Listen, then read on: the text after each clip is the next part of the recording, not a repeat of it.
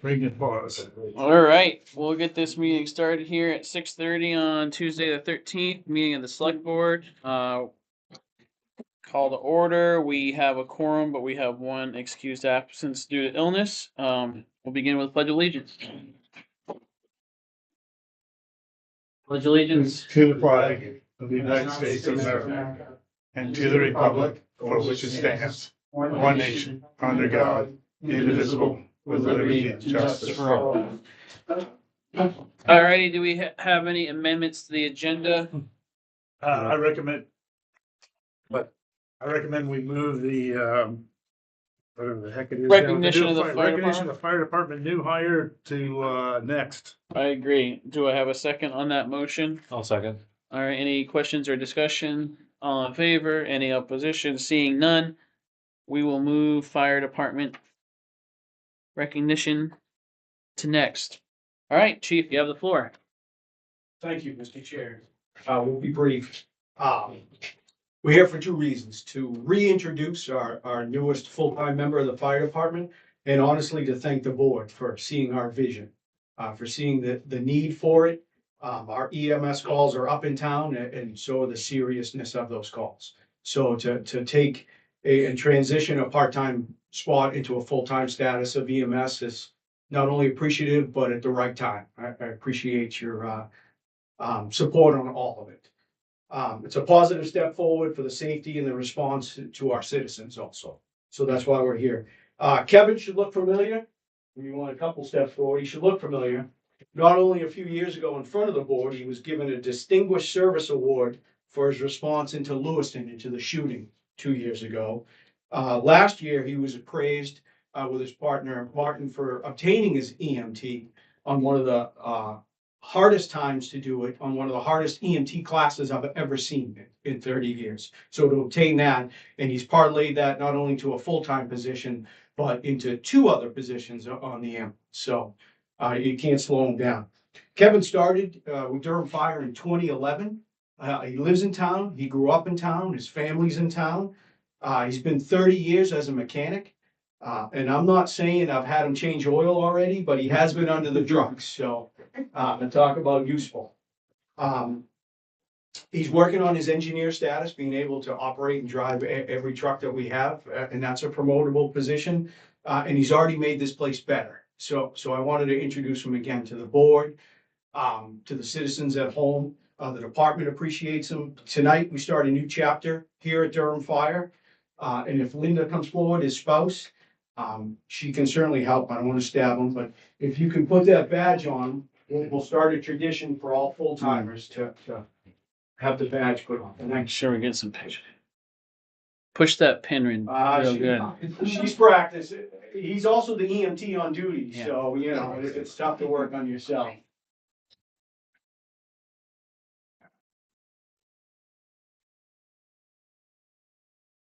Yeah, we'll use the jaws of life too. So I welcome Kevin Merrow as our first full-time EMS position to the department. So thank you. Thank you. Welcome aboard. Happy Thank to you. have you, Kevin. Congratulations. Thank you. Thank you.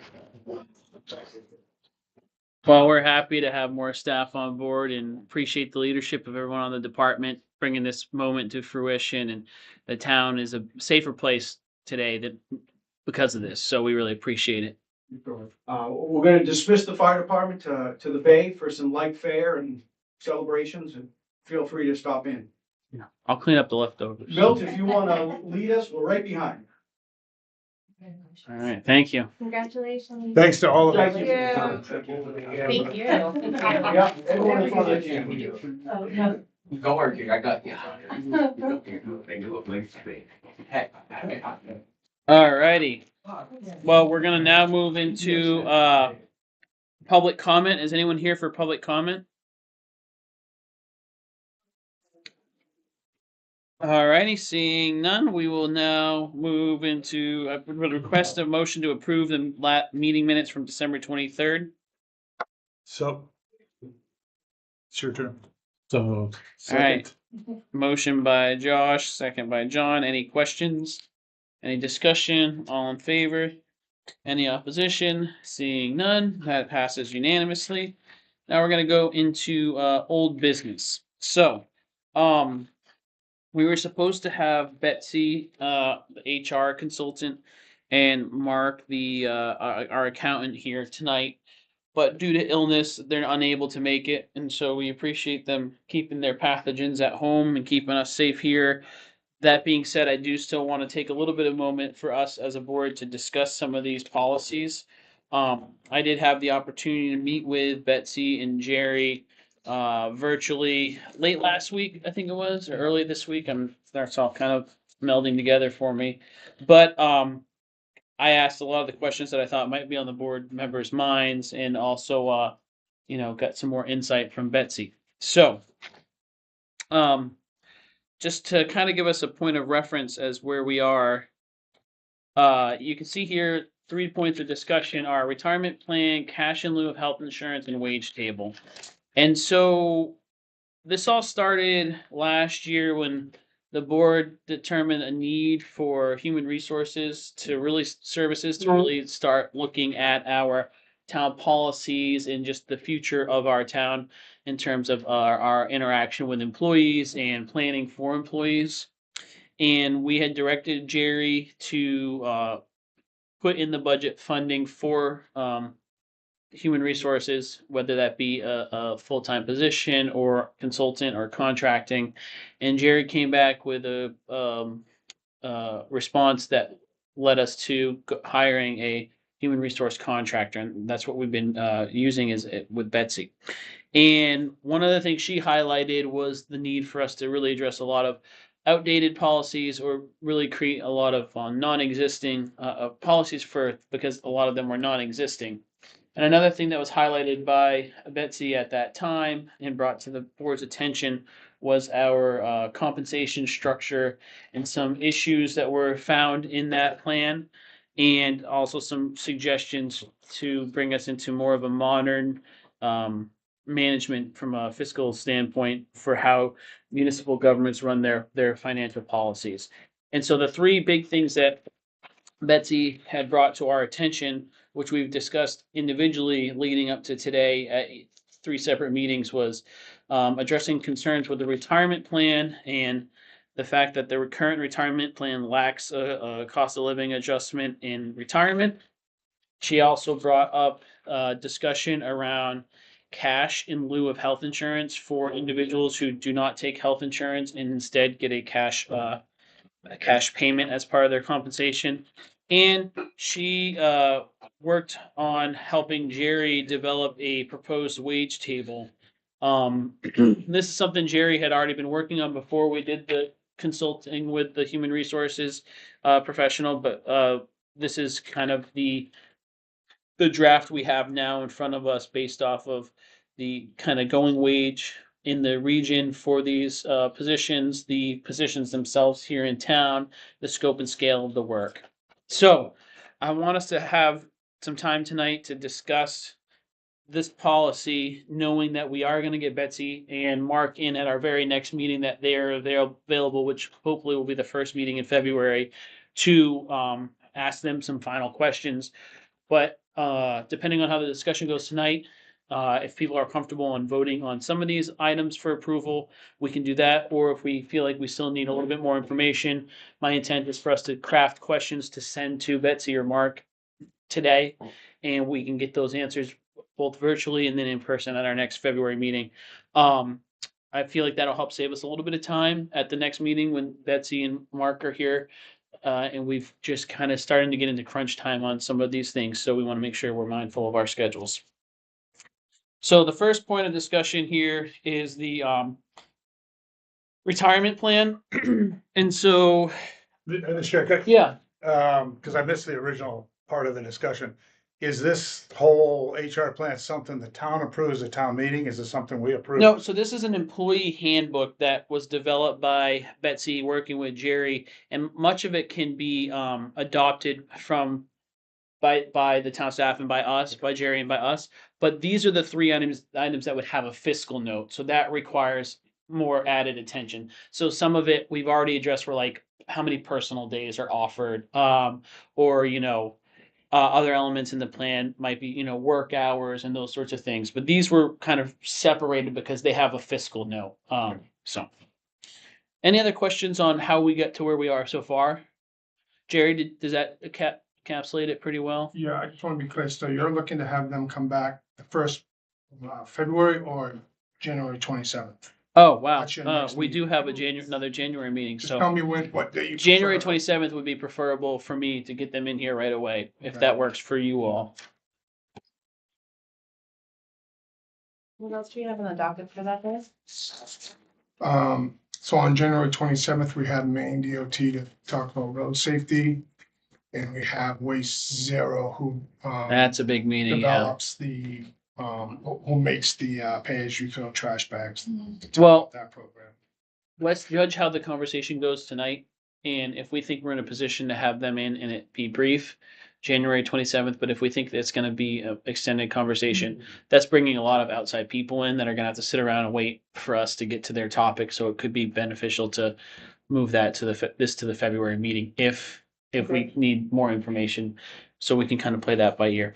So anyways, real quick here, we'll start with the cost of living adjustment in retirement. So for those who aren't aware, pension plans work differently than retirement plans. Rather than getting an employees putting into a retirement plan with the employer matching it like a 401k or an IRA.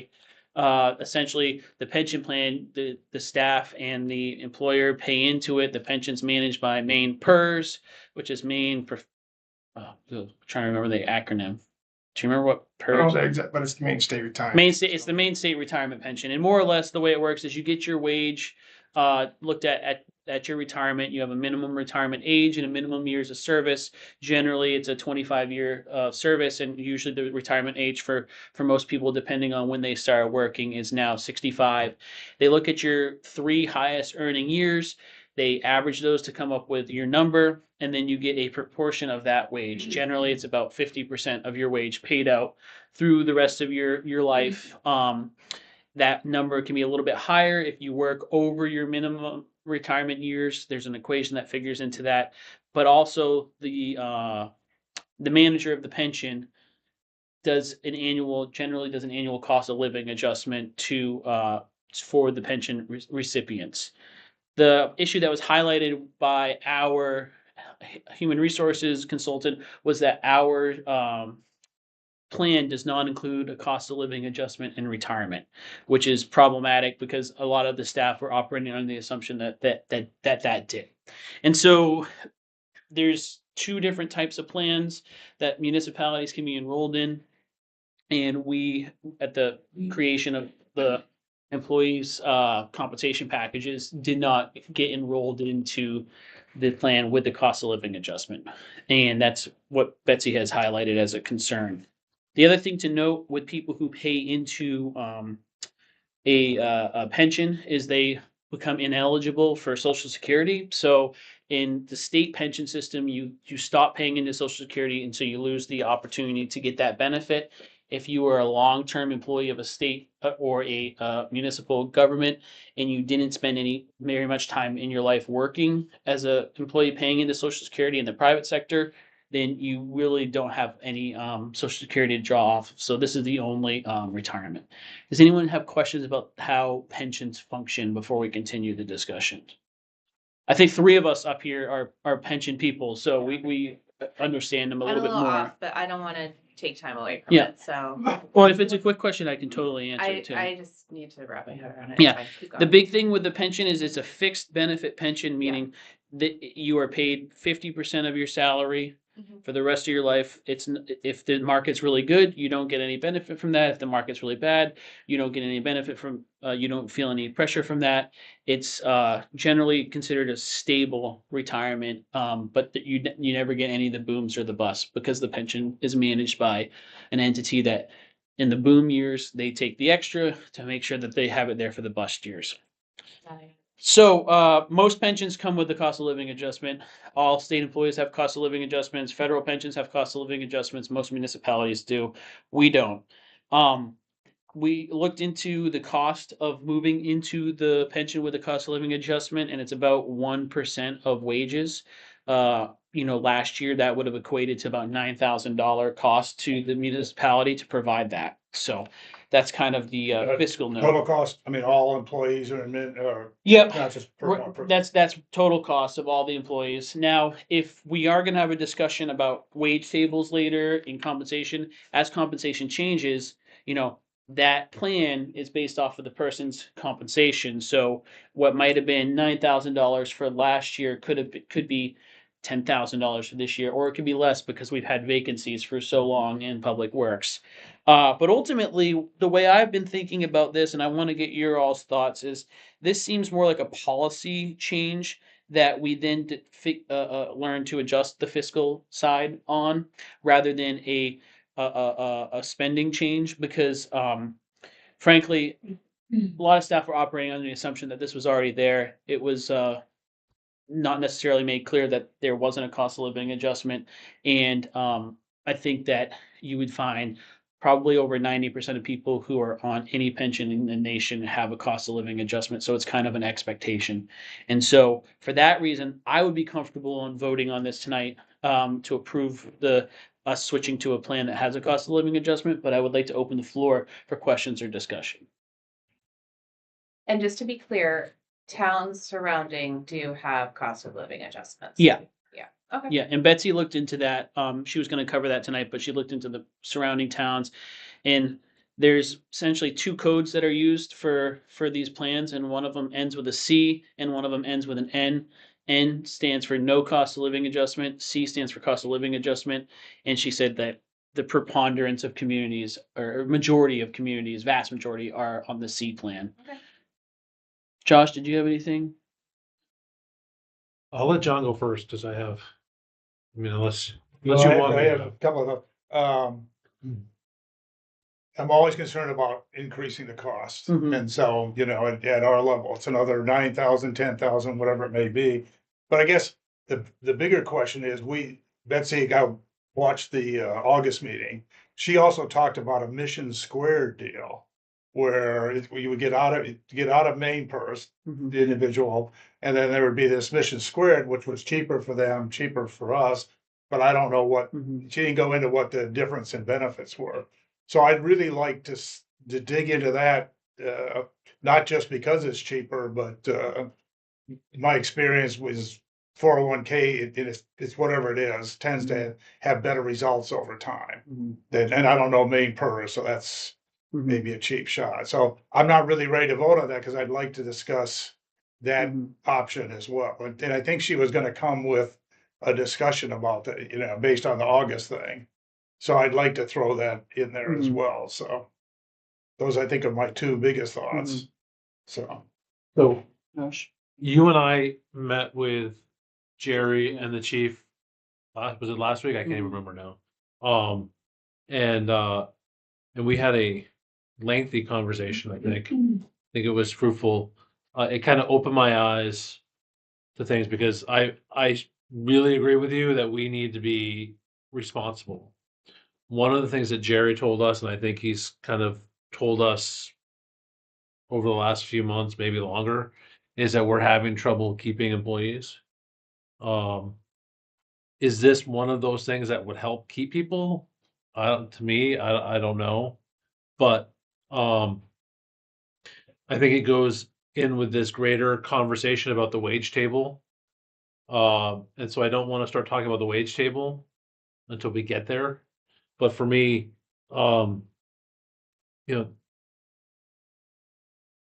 Jerry's description of sort of how the chief is, I don't know, I'm trying to think of overworked, tired, stressed, and Calvin is beyond that, and it's affecting them. It kind of opened my eyes and changed things. And then we talked about some of the money that's coming off the books. And while it would be nice to take that money off the books and, not collect it in taxes, one of the things I think everybody keeps saying to us is we want these services. And so how do we keep the services that people want, while also keeping our employees happy and healthy? And frankly, from the way it was described to us by what Chief told us and how Jerry described Calvin, we're not doing a good job of that. They need help. They're struggling. And I think when the leadership starts to struggle, that trickles down. And he didn't talk too much about, the staff in the office necessarily, but I think, I think that everyone that's working for this town right now that is doing a fantastic job. And I wouldn't call it reward them, but I think we need to make sure we keep them because I'm afraid that if we don't, they're going to go other places. Yeah. And frankly, I mean, it's the same thing in my office. I keep, people in my office keep looking. In my office, we could go out into private practice and make 2 or 3 times what we're making now with less stress. But we do it because we love the job. But so I think it's a greater conversation. I think this conversation dovetails in with the wage table, which I think when we first discussed it, I was completely against talking about it now, talking about it with the numbers, with the money coming off the books this year and then in upcoming years, where that won't have a large impact on taxes, where it's going to be, I think the biggest expenses are going to be the things we don't control, the health insurance, the paving, gas, oil, those sorts of things. I personally feel sort of torn between the fiscal conservative and we have these services, and how important are these services to the people? And we're down 2 plow drivers now, or You're down a full timer and a on-call part timer. right. So and they've left because of money. For Well, part of no, the reason. No, the part timer is hurt and elderly, older, so he may not come back. Yeah, and the full timers, yeah, they leave. They've left. Yeah, People have right. left We're for more losing money. out to bigger towns who can afford. Yeah, Right. and we've had That's the 5 issue. applicants, and Mhm. it's just not working. Right, because the travel to these towns that are paying more to Lewiston, Auburn, Lisbon, Freeport, Brunswick is not, for $3 or $4 more an hour, it's worth that extra 10 or 15-minute drive, right? And so I think, I will say this next issue, the cash in lieu of health insurance, I think what she recommended is, well, I won't agree with that. I think that's too much. But these small things that don't have a huge impact, but also have a huge impact on our budget now, but will affect the employee later on in a positive way. I think that, if that plays a small role, I think we should do it. But I also, hearing about the other options, I don't have an issue with that either. But I really do think we need to decide whether we want to, keep the services as we have them and expect them, or roll them back, because I think ramping them up is too expensive, and I would not support that. But keeping them at this level is impossible at the level we're doing it at. And so, 3 months ago when we first started talking about this, 4 months ago, not the response I was expecting to give. But hearing Jerry talk about it, it's I mean, it was upsetting might be the word I would use, that they're in this position, and I don't think it's good for them. I don't think it's good for the town. It's something that we need to change. And so I think we as a board need to make that decision and present it to the townsfolk. Nobody, I think, wants to recommend spending more money, but you know, we have these expectations, and I think what we're providing now is the bare minimum, and we need to be able to do that to keep people safe. The roads safe, you know, the people safe with the fire department it does, so. I just want to add to what you're saying. It does cost more money to bring new people in to train them. And I think that's a very important point that we need to remember, that if we lose people who know what they're doing and then have to bring new people in, the retention is not great. So it ends up costing the town more. So services like this, especially if other towns are doing it, I think we should, I have no problem to vote for this right now and say yes.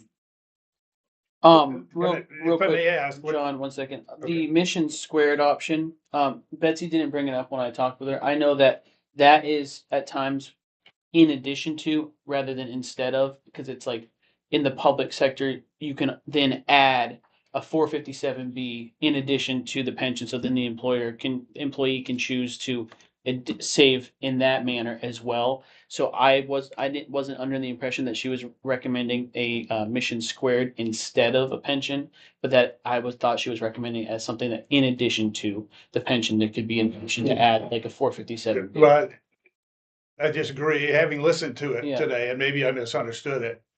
Because what she said is with the mission squared, both parties can save. Mhm.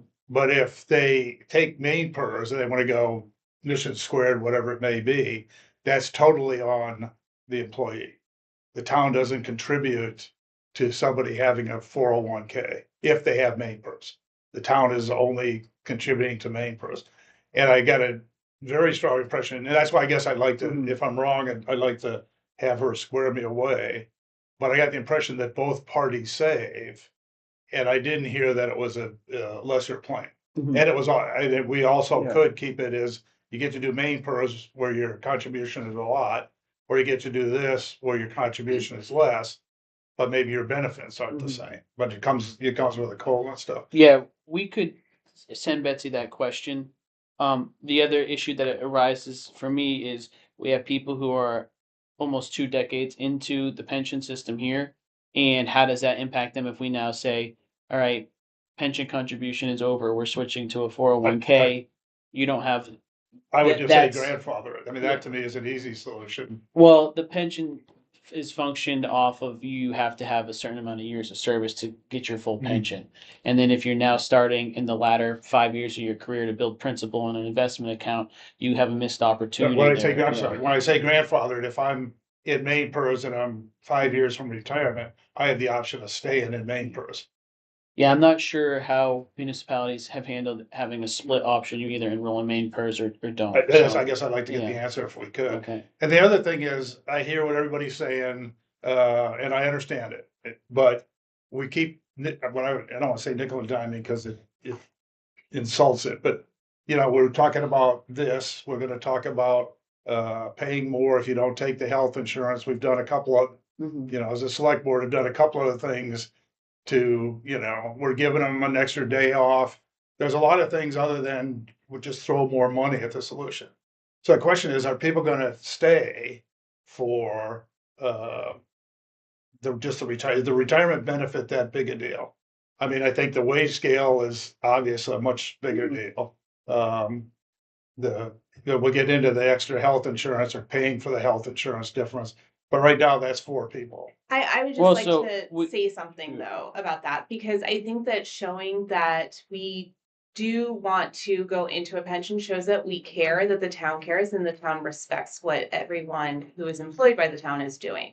And so it's more of an appreciation and honoring of their service. Mhm. So that's how I personally see it. I just seeing my parents putting in their time and they're getting pensions, that's how they saw it. That's just my interpretation of it. So it's a matter of respect.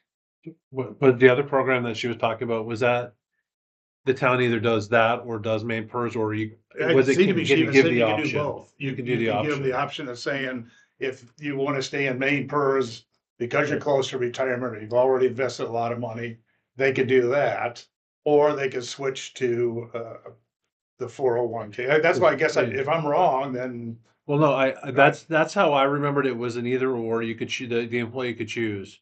I mean, I would tell you that I would choose Maine PERS because it's stable and you know what you're getting.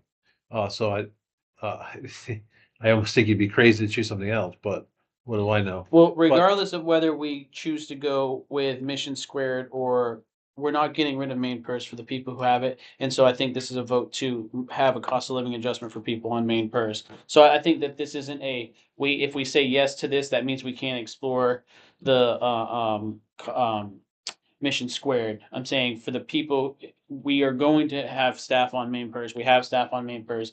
Currently, they don't have a COLA. And to me, it just seems like it was a failure of the initial the town. It was a failure of the town to not get the COLA from the onset. I do think it makes a huge difference because if you figure someone retires at 65 and then for the next 20 years they don't get a cost of living adjustment, that purchasing power falls through the floor as they age. I just think about if you're trying to live right now off of 2006 paycheck, it would be very difficult. And especially because, in the federal system, you can still maintain a social security in certain federal pensions, as I know you're aware. In the state system, you stop paying in and then you no longer get access to social security. So your eggs are in this basket. I think that changed. Yeah. So if you have paid in for over 5 years, you can get a prorated version per portion. But if you are a direct out of school into into pension system and you haven't had 5 years of payment into you're not gonna get Social Security. And so for a lot of our staff, this is just the path that they're in. So so with that being said, I would be fine with voting on the cost of living adjustment for the pension and still exploring the Mission Squared option as well. Should we want to provide that option too? So But I mean, if it doesn't cost any more money, I'd support giving the employees the option. But I also I don't have a problem waiting. mhm. I mean, we're gonna have the same discussion in 2 weeks or 4 weeks, so Well, I've taken notes on your questions, John, and I can email those to Betsy, and we can just table the retirement plan discussion until we get answers back from her at our next meeting, which would be either the 27th or the first meeting. do we have a deadline? If we vote on something tonight, does it go into effect immediately? No, this is so we can put it into so we can budget for it, and Oh, so it's going to be. in the end, it would go to the town meeting. So the way this would work is we would adopt this policy, and we would say this is our policy. We have switched this. This is the cost. We now have to absorb the cost, and that we would budget for that. If at the town meeting someone said, "Well, I don't want them having it," you don't vote down one line. You say we want this whole department to be cut by 2%. Well, then it falls on the town manager and us to find where that 2% is. So there isn't a veto from the town body to say Gotcha. veto the pension adjustment. So, any other questions? But no, ultimately, this decisions we're talking about tonight are policy decisions that we as the board have to make, and then we will budget for them. And whatever the budget is approved by the municipality, if we've adopted this policy and they have cut our budget, then it's up to us to find where to make the budget work. And we would likely not go back and change that policy. It'd be finding those dollars elsewhere, either through decreasing other services or looking at fund balance or looking at other cost saving measures. So And if we go with COLA, there is an increased cost to the employee. If I remember that yes, right. it's shared. So No, you got yeah. But yeah, to give an example, I think Maine PERS COLA adjustment for this year was like 2.7%, or maybe 2.9, somewhere around there. So I don't think it's generally too different than Social Security, or tries to track similarly. So, all right. Well, it sounds like we have a couple more questions on retirement plan. So what I wrote down was, can Betsy please provide us with information on Mission Squared plan? Is this instead of or in addition to? How does a person who's already decades into their pension continue if the town were to make a switch? And we can send that question to her. I'm sure she can get us an answer before our next meeting. We can share it with the board and then we won't discuss it over online, but we can share the answer online. And then we can be prepared to have that vote when she gets here next meeting. So, the next discussion we had was cash in lieu of health insurance. So, this is a little bit more of a mixed bag in terms of how municipalities handle it. Right now, if someone chooses not to take health insurance, and so I should caveat really quickly here. It's very important that with all these discussions, we don't reference employees, we don't reference people, we don't say, well, 6 people would do this or 2 people would do this, because we are such a small town that any of those sorts of statements can be construed as talking about an employee or a subset of employees. So we should think about these discussions as just we're talking about positions, not people. And so that's one thing that Betsy reminded me to remind the group, is that we're always talking about the position, not the person, in this setting. So right now, the way it works is cash in lieu of health insurance. If an employee chooses not to take health insurance, the town would have budgeted for that person to take health insurance, which has a cost to the town. And since the employee chooses not to take it, then instead of getting health insurance, currently they get $1,200 in lieu of the health insurance. Generally speaking, municipalities in the area and across the state have different policies. Some give you no benefit for taking cash in lieu of health insurance. Some give you 50% of the cost of what it would cost to insure you as a single individual. Others give you a flat rate of $2, $3, $4, $5,000. It's kind of all over the place. So the recommendation from Betsy was for us to look into how we want to handle this. If we wanted to say, give them a percentage of what the self-insure is, or to just maintain a flat fee of $1,200. This $1,200 flat fee was established a long time ago, and that hasn't changed to my knowledge since it was established. But either way, this is the discussion we have about cash in lieu of health insurance. Does anyone have any questions on how the cash in lieu works? Does anyone have any comments on what they think should be our policy regarding cash in lieu moving forward? So Betsy did not provide a recommendation percentage versus flat. I think she initially threw out something like 50%. In the handbook, the draft she sent dated December 8th, it's 50%. Yeah, Oh, which it would is be 50% of what the town's cost would have been for Right. that person should they have taken individual only, not family or spouse plus individual. And the thought process there is Jerry, do you remember off the top of your head what an individual plan costs the town? $12.89. $12.89. $12,089. Yeah, and so the That thought. was last year's rates. It did go up. Okay. I'm trying to think what it is. It's Either way, so if we use the whole number of $12,000, the 50% thought process is if we're budgeting for a position fully salaried plus the $12,000 for health insurance, and they come in and they say, I'm not going to take any health insurance, that position now costs us the full salary and $6,000 for the payout, and the town saves $6,000 on what was budgeted for that position. That's the logic behind the 50%. Is we were already budgeting to pay you that as part of your compensation. That's not a benefit that you're interested in, so we split the difference between you and the town. The town walks away with an employee that costs less than we would have had to pay for that employee should they take insurance, and the employee gets to take the benefit of cash instead. And so that's the concept. I think the reason why Betsy suggested 50%. We're currently doing $1,200, which would be about 10%. And so the discussion is, do we want to stay at 10%? Do we want to go to 50%? Do we want to go to something in between? And so do folks have any thoughts or opinions on this? I would go with the 50%. 50%. Okay. Josh, do you have any thoughts or opinions on it? I would not do the 50%. Mm-hmm. The money goes back in the fund balance, right? That's not used. Well, we don't, so let me just clear, so we don't actually budget for. Yeah, and that's Full the insurance. assumption is that we would be Right, it budgeting is an for full assumption. insurance, yeah. The assumption is if they all took it, say you have four, and it would cost the town $12,000, if they took it, just do 12,000 times four, and that's what you'd be facing. Mhm. So basically, right now, the town is getting 90% of that savings, and you're giving the town 10%.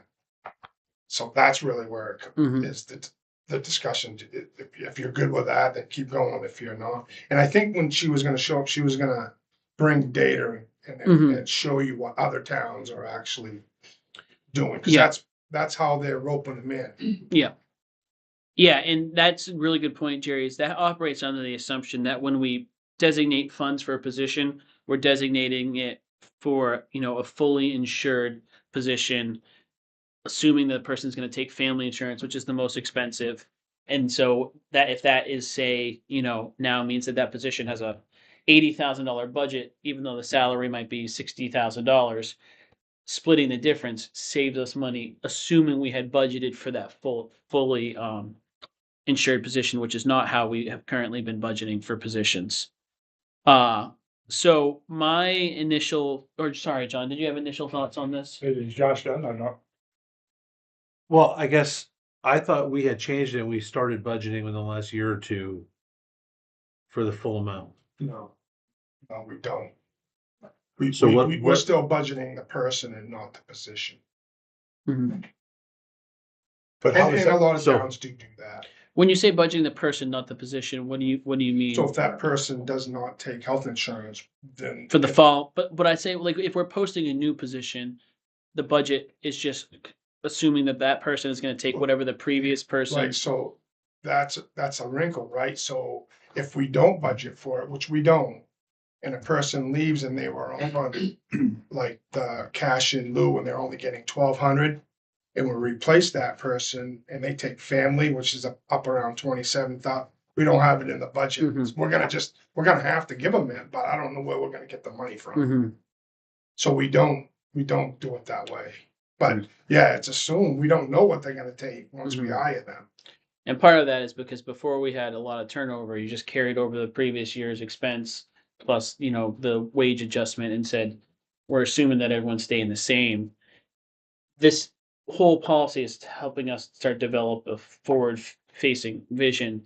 And right now, when people leave, the only thing that's budgeted for and had been approved was that position at whatever it had cost previously. And like Jerry said, if someone came in and took family insurance, that now costs more than what's budgeted for the position.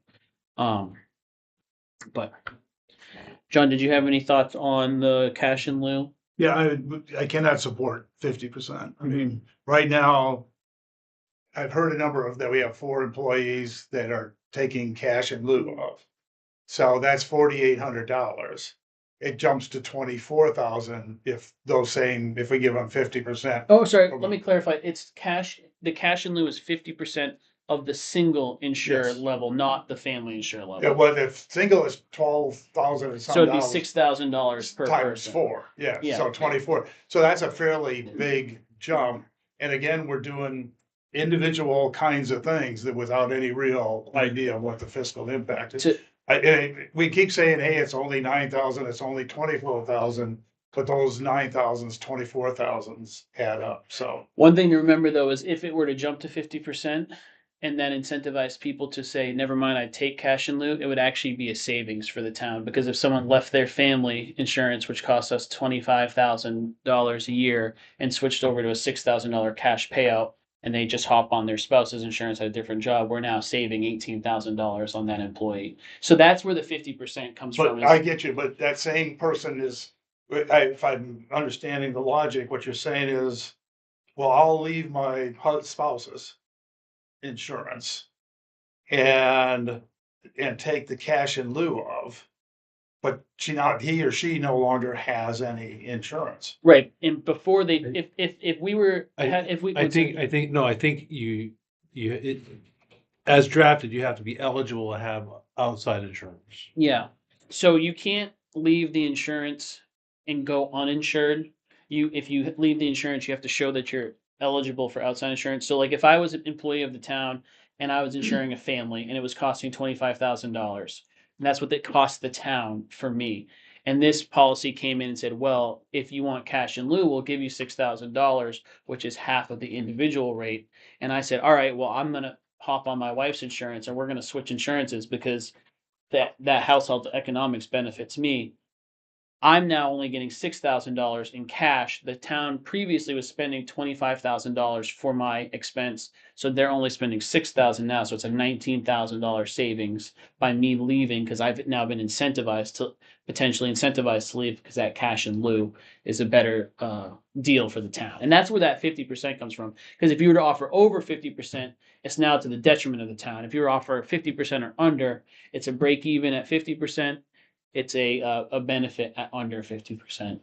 I understand the logic, but Mhm. there's a couple of things that, again, we just keep adding things that you haven't convinced me really, is that a benefit to somebody? That they're gonna come to us or stay with us? Mhm.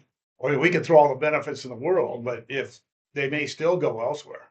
Mhm. I mean, we kind of say, well, we'll solve the silver bullet is this, the silver bullet is that. I guess if Betsy has the information on who else does it, I'd like to see Mhm. that again. Mhm. We can So, definitely I'd say get kick the that can info, down the yeah. road. I mean, for me, the wage table is what's really going to push the envelope. And based on the discussions we've had with Jerry, well, Joe and I had with Jerry, looking at the numbers we're saving off the debt service this year, that almost covers it. So, like I said before, saving money, adding things in incrementally where it's, where you're saving money from the debt service, that's 160,000 this year, I think, or next year. The next budget is coming off from the debt service. Yeah, I think it's. But do we have to spend that? No, I mean, do we have to but- spend it on but- these things, I guess? but that's how I would spend it on these Mhm. things. Because that's not, I mean, that's keeping a sort of a status quo in the budget. And for me, it's one step at a time. Mhm. Like, let's see. I agree. I don't, to me, I think it's too much all at once. Mhm. So for me, in terms of hierarchy of what I think is most important, I'm 100% convinced EA on retirement plan. I want to adopt the wage table. Cash in lieu is the one that I'm not as concerned about in terms of making an adjustment there. I'd rather focus on adjusting the wage table personally, and then keeping cash in lieu the same, in my opinion.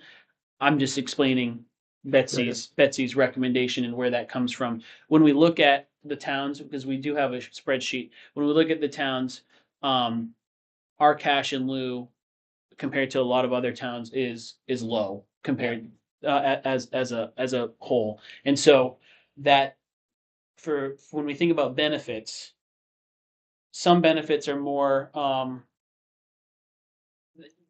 different employees, different prospective employees value different benefits differently. Some people might not value money nearly as much as they value days off, or someone who has rock solid insurance with the spouse who's never going to leave that anyways might say, I want to go someplace that has good cash in lieu because I'm never going to take it, or I'm retired from another job. I already have insurance. I don't need that.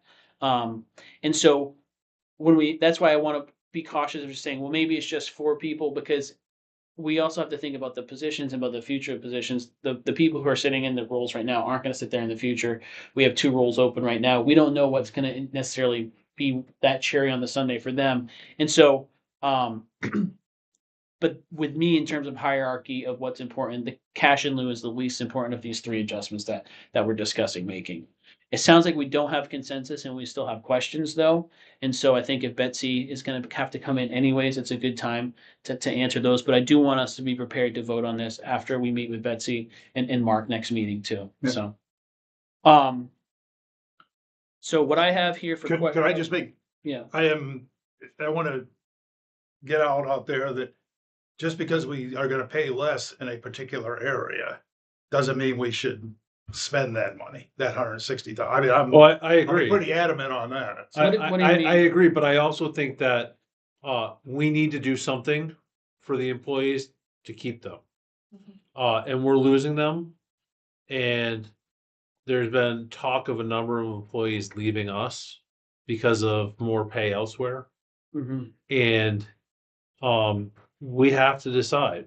you Oh, and I know, should say that the salary that we're talking about isn't just in the area, it's also for municipalities of similar size in different areas as well that she's looking at. So we're not just looking at Brunswick, Topsom, Lewiston, Auburn, because those really aren't comparable. It's looking at other 4,500, 5,000 person towns, the Jays, the Livermores, the Wiltons, stuff like that. And so it's not just our little circle. Regardless though, whether we want to admit it or not, we are competing with those towns because that's the commuter distance from here. So we might not want to have to think about Topsom and Brunswick because they're so different than us, but Brunswick and Topsom's thinking about our staff and going, hey, you're underpaid, overworked, and you're getting a lot of on-the-job training. Why don't we just farm you from Durham and move you into our shop? And that's what we're seeing, and we're trying to figure out how to avoid, I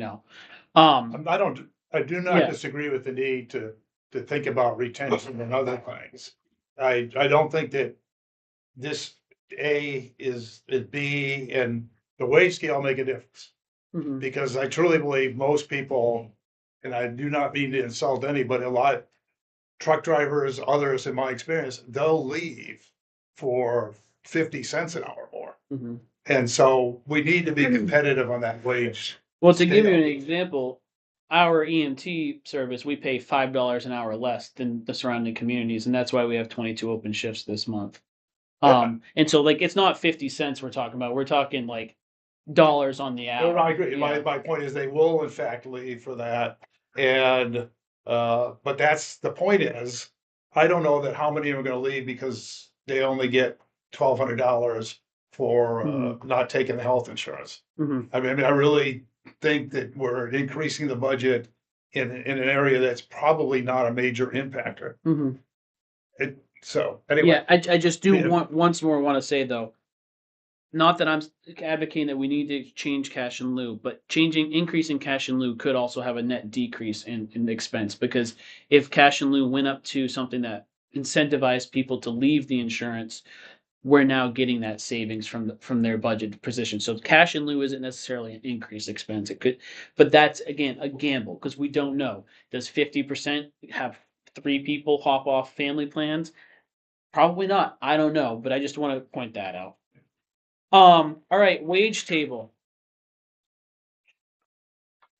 And it probably is good, I know that we do have a quorum, but also knowing that Deb isn't here and this is a big policy, making sure that we try to get the whole board here before we vote on it is a good idea too. So I don't mind waiting, but I just want us to make sure that whatever we talk about tonight prepares us to vote next meeting. Because we really have to make some motion on this. So wage table that we have presented in front of us here, this is a lot of work from Betsy, a lot of work from Jerry. Luckily, Maine Municipal Associations maintains a service where you can look up the wages of staff in different towns. Tells you the town, the staff, their roles and responsibilities, if they have other roles and responsibilities, and you can get an idea of what the wages are. And so what we have in front of us here is a wage table for each position. And as you can see, there's steps 1 through 8. And what that is intended, and this is very, very common with all government financing, to have a wage table both at the state and federal level. At the federal level, you hear it referred to as like the GS pay scale. This establishes a salary for the job and then establishes that salary based off of years of experience in that role. So if we use an example of a deputy clerk, BMV agent, or IT liaison with starting on year 1 with no years of experience, that would be $23. And after 8 years of experience, that would go up to $26.94 per hour, recognizing that as people spend more time in that role, they become better at that position. After 8 years, there is simply just cost of living adjustments, which we would, as a board, we could either set to be automatically tied to a certain index, or we could set that annually. for staff. Those cost of living adjustments are only for staff who are over year 8. Other staff would just get the adjustment that is shown in their wage table. And so what we have here is roughly 4% change annually. And that 4% number was determined, is recommended by Betsy because in normal inflationary periods of about 2.5% to 3%, that gives you a increase in wage that covers inflation and gives you a little bit of a extra buying power, recognizing your increase in experience and ability to do your job. So what Jerry has done and Betsy have done is prepared this entire wage table for every position we have. Also, Jerry has gone through with Betsy and following human resource laws and guidelines, come up with a assignment for where each staff member, which we're not going to talk about tonight, but where each staff member would fall in on this wage table to understand the total fiscal note of this policy. So, does anyone have any questions on the wage table? And one thing I do want to say here is I want us to think about this wage table as it's presented as a adjustment, a salary adjustment, because we are very, very, very below market value, market rate, sorry. And we are struggling to fill positions because of that.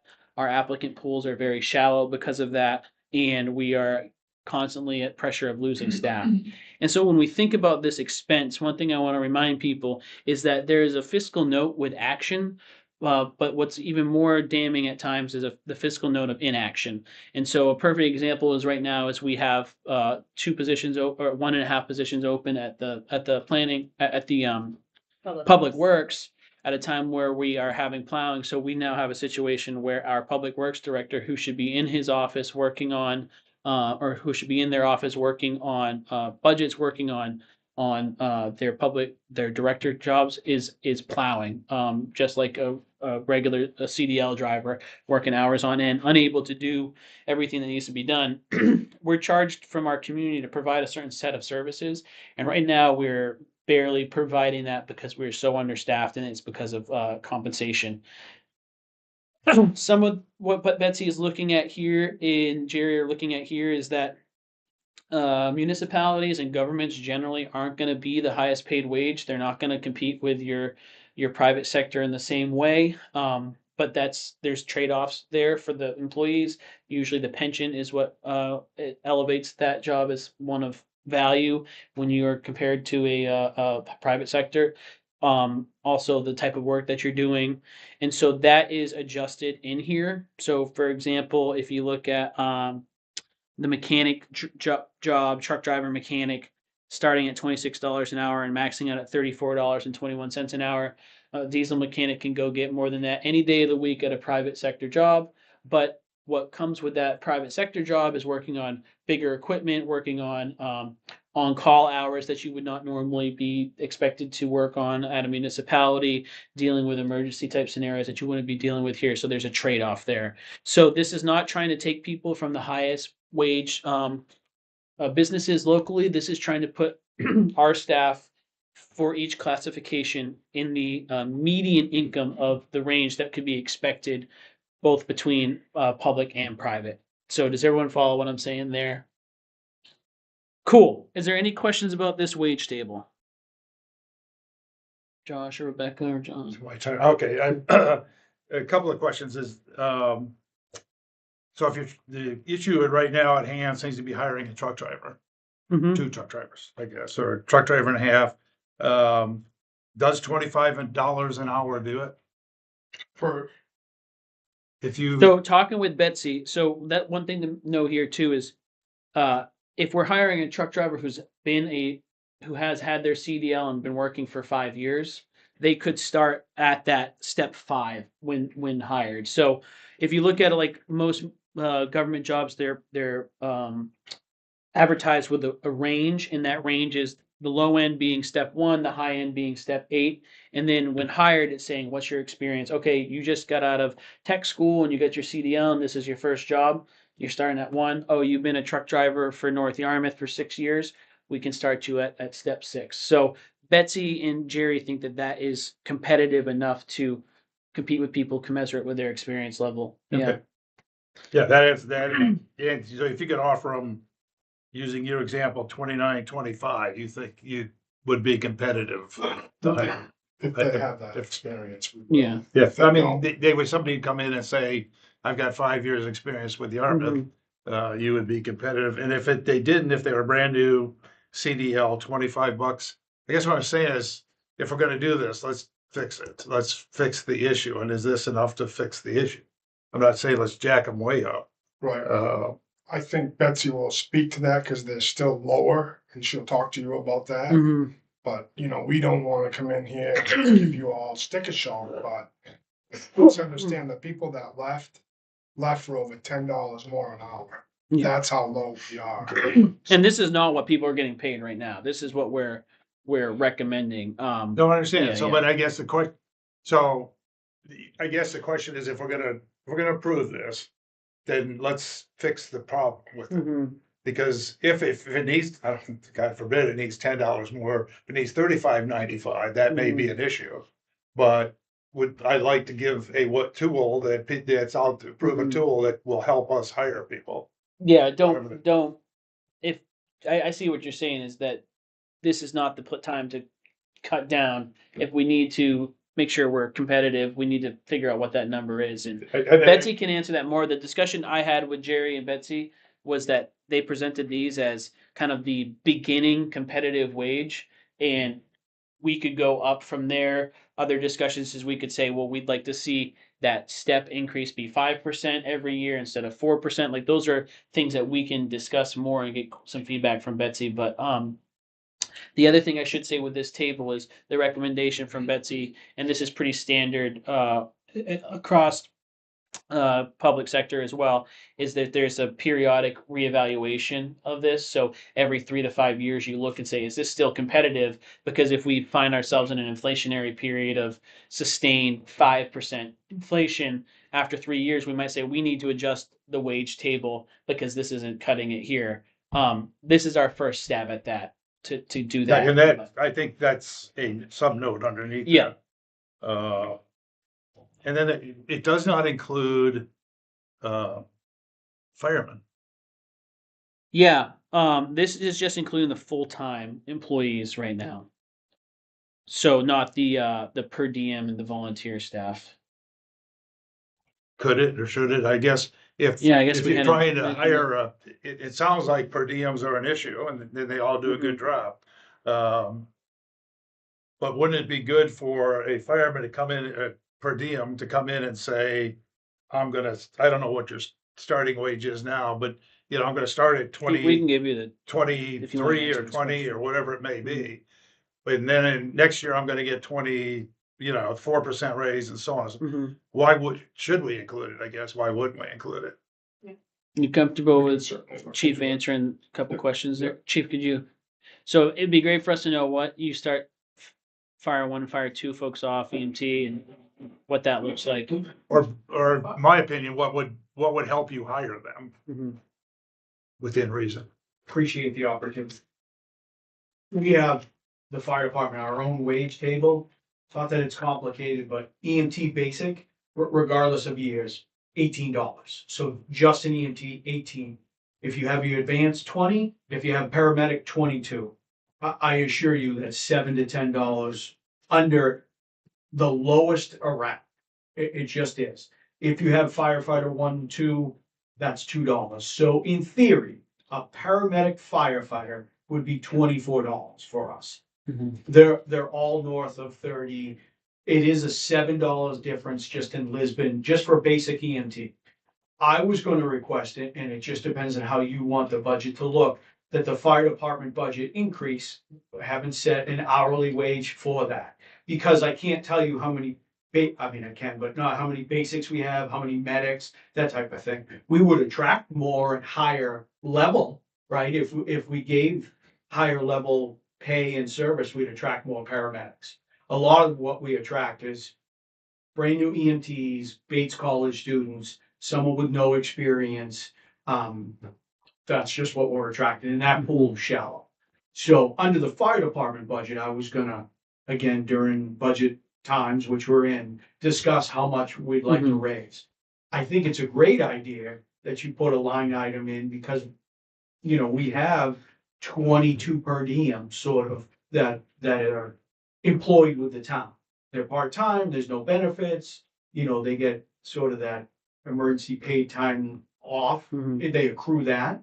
But there's no benefits. There's no sick time, there's no vacation, there's no main PERS, none of it healthcare. So they're looking at a dollar value. And if you included it in your wage table, I think that helps, right? That's the town setting the tone for what we offer. Hopefully it helps all the departments higher, but Public Works and fire seem to be the big issue. But it also kind of puts it out there and says, you know, you're a one, you can, in a year, you go to, you know, level 2 and whatever. And if it's different, it obviously is different, hopefully different for a paramedic versus a straight fireman or a Sure. straight EMT or whatever. But to list those here, I think would be beneficial. So right now, just to Have clarify, somewhere. with the EMTs, there's not an annual adjustment. It's just correct. Like if you are an EMT firefighter, that's 18 plus 2, you're $20 an hour. And if you've been coming here for 5 years, it's $20 an hour. If this is your first year, it's $20 an hour. Correct. Only if we budget for that increase in pay. Last year, I think it was $1. Mm-hmm. We literally went up from 17 to 18 and from, yeah, 18 went to 2022 type of stuff. So everyone got $1. That was sort of negotiated in the budget, the fire department budget. But yes, it's not a percent every year. So if there was a COLA, they don't get that. Mm-hmm.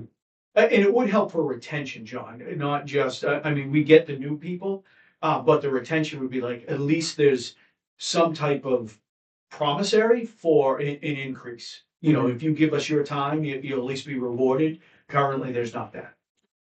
I guess I'd ask that we take a look at that.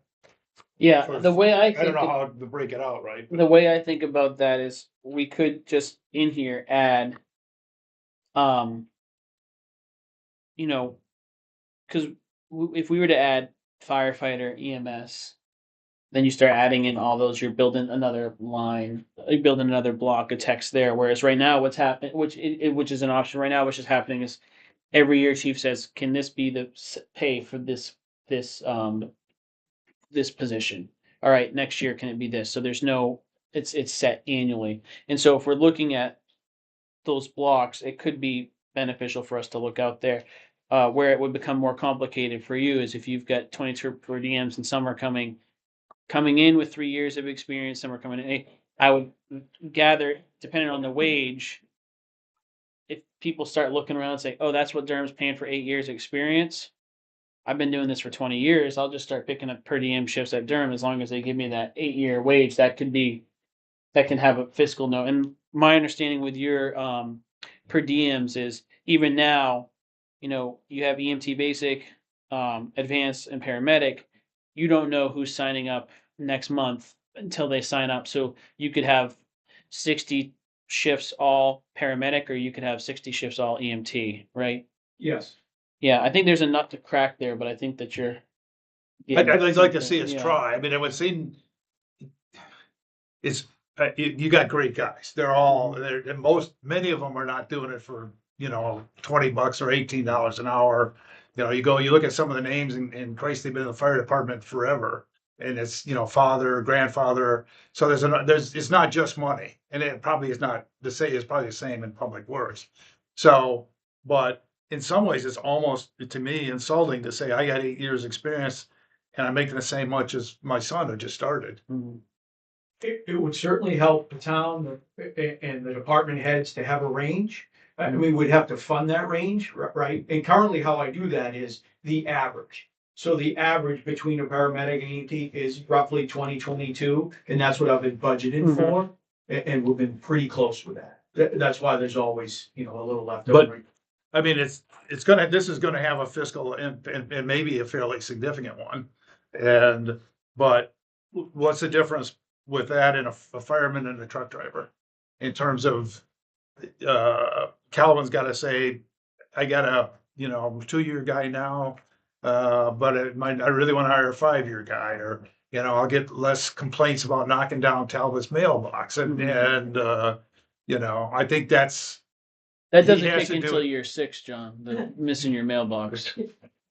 he does fix it. The opportunity is there to get the best candidate with the highest level of licensure, which is always the best.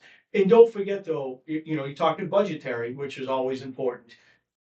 We can charge more for paramedics, so if we just have an EMT, that, you know, we only bill out EMT rates, but if we have a paramedic and we do the extra, you can bill out for that and the town recoups that. And again, that 125,000 goes back to the town's undesignated. And So- so in John's example, if there was a table, scale 1 to 8 for EMTs or advanced or paramedic, Sure. and you were budgeting, it could be, all right, well, I'm gonna budget for year 4 Four, correct. of advanced and Yes. every per diem and see how it shakes out. Because one thing I will say is we do have really great volunteers, and we do have, you know, grandparent, parent, child volunteers. But when push comes to shove, when they're filling out that schedule, they might volunteer here once a month. When you can get $7 an hour more in Lisbon, they're filling it up. And I know Chief shared a story with me, even like great people who've been working at the department for 25, 30 years on the schedule to work, get the opportunity to go plow for time and a half in their day job and say, hey, I'm gonna have to pull my name out because I just can't give that up. Or one thing I think I've noticed too, kicking around the department, is Chief does a really good job of getting young people in here. We get them trained up. They do a really great job filling in per diem shifts. And as soon as they hit that threshold where other people will hire them, they go over there and they say, "Oh, we'll be back. Don't worry." And then, you know, Well, it's the same as snowplow drivers. Yeah. That's why like Sea Dogs to the Red Sox over here, you know. I kind of beat that horse. So, and we are just talking about the EMT component, right? So we're running a full-time ambulance. Durham Fire has, in the town, has a full-time ambulance. We're doing it with one person, but we have a full-time ambulance. And that's what we're talking about, the EMT side. The volunteer fire department side is minimum wage.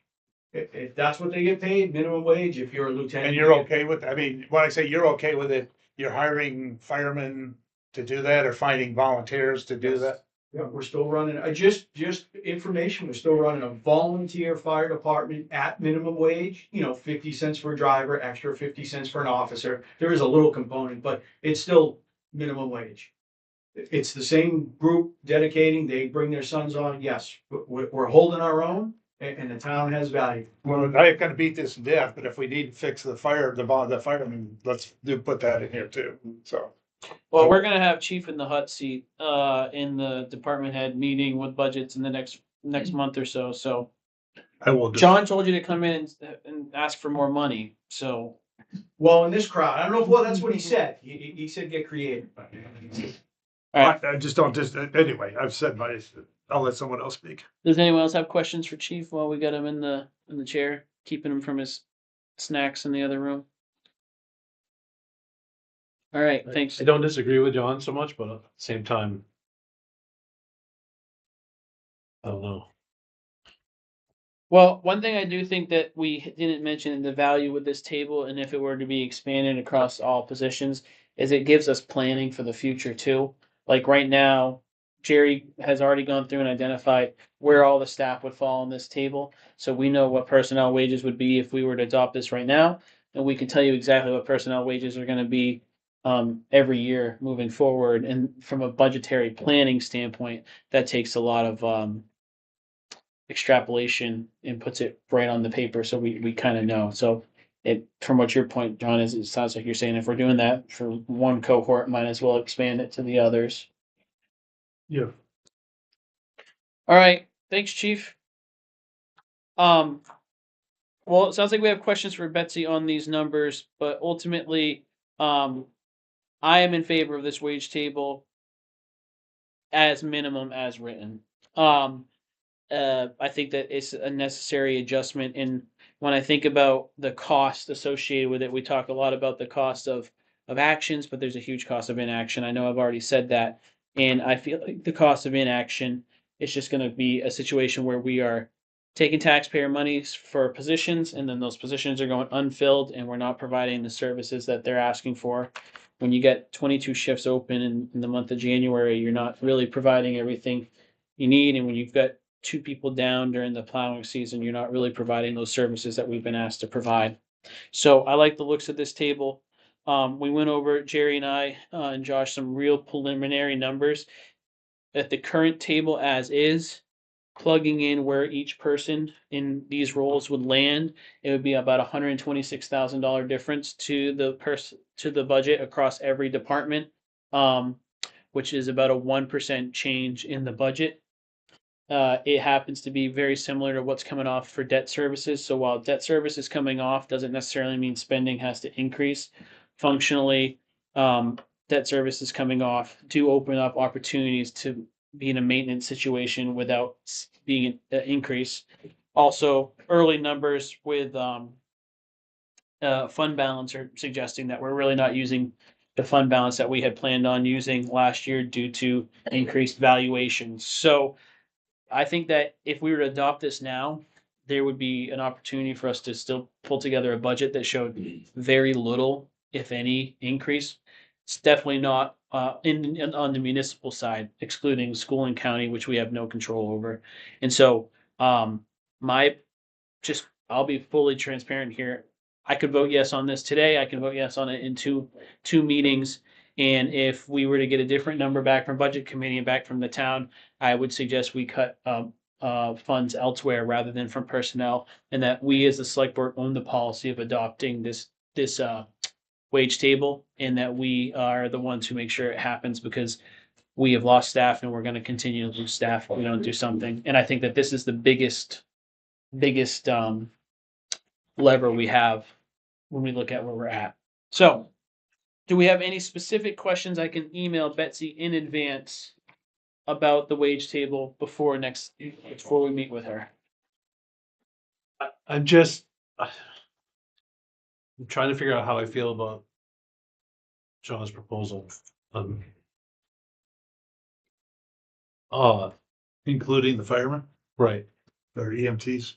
I think rather than voting on it now, I'd like to see what that would look like. Mm-hmm. Because I just hear dollar signs, Mm-hmm. which, but at the same time, it's the same issue as retention and the services, and just Well, I did a 180 on the other two, for the other two, so. right. Yeah. No, I agree. And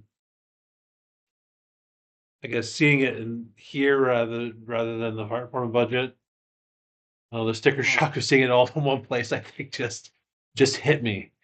I will say, when we think about fire department, when we think about EMT, when people call 911 and everyone shows up and takes care of their problem, they're not going, "Oh, are we really paying these guys $1 over minimum Oh, wage?" right. They're going, "Thank you so much, you're here." I agree. I just like to see it all. Yes. Yeah, and so that's why we've been doing this in this stepwise process. That's why we're having the conversation in its totality now, and that's why we'll have the final conversation with Betsy in an approval, because we want to see those pieces. And asking to see those pieces doesn't mean that you're signing on to wanting to increase spending a ton. It's just we got to see it on the paper.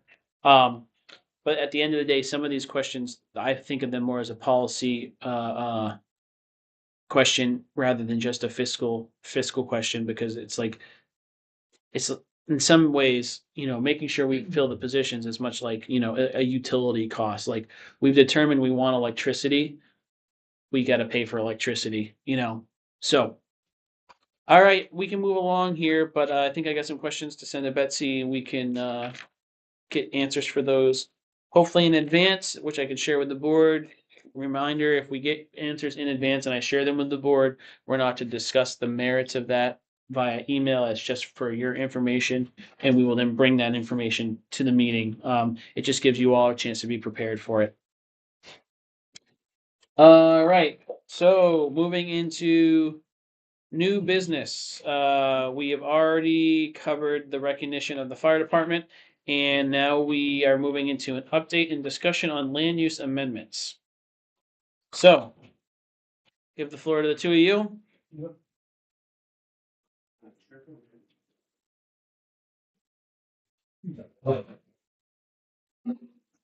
Thanks, chief. Thank you. Good evening, Chairman Roy, and I'm in the select board.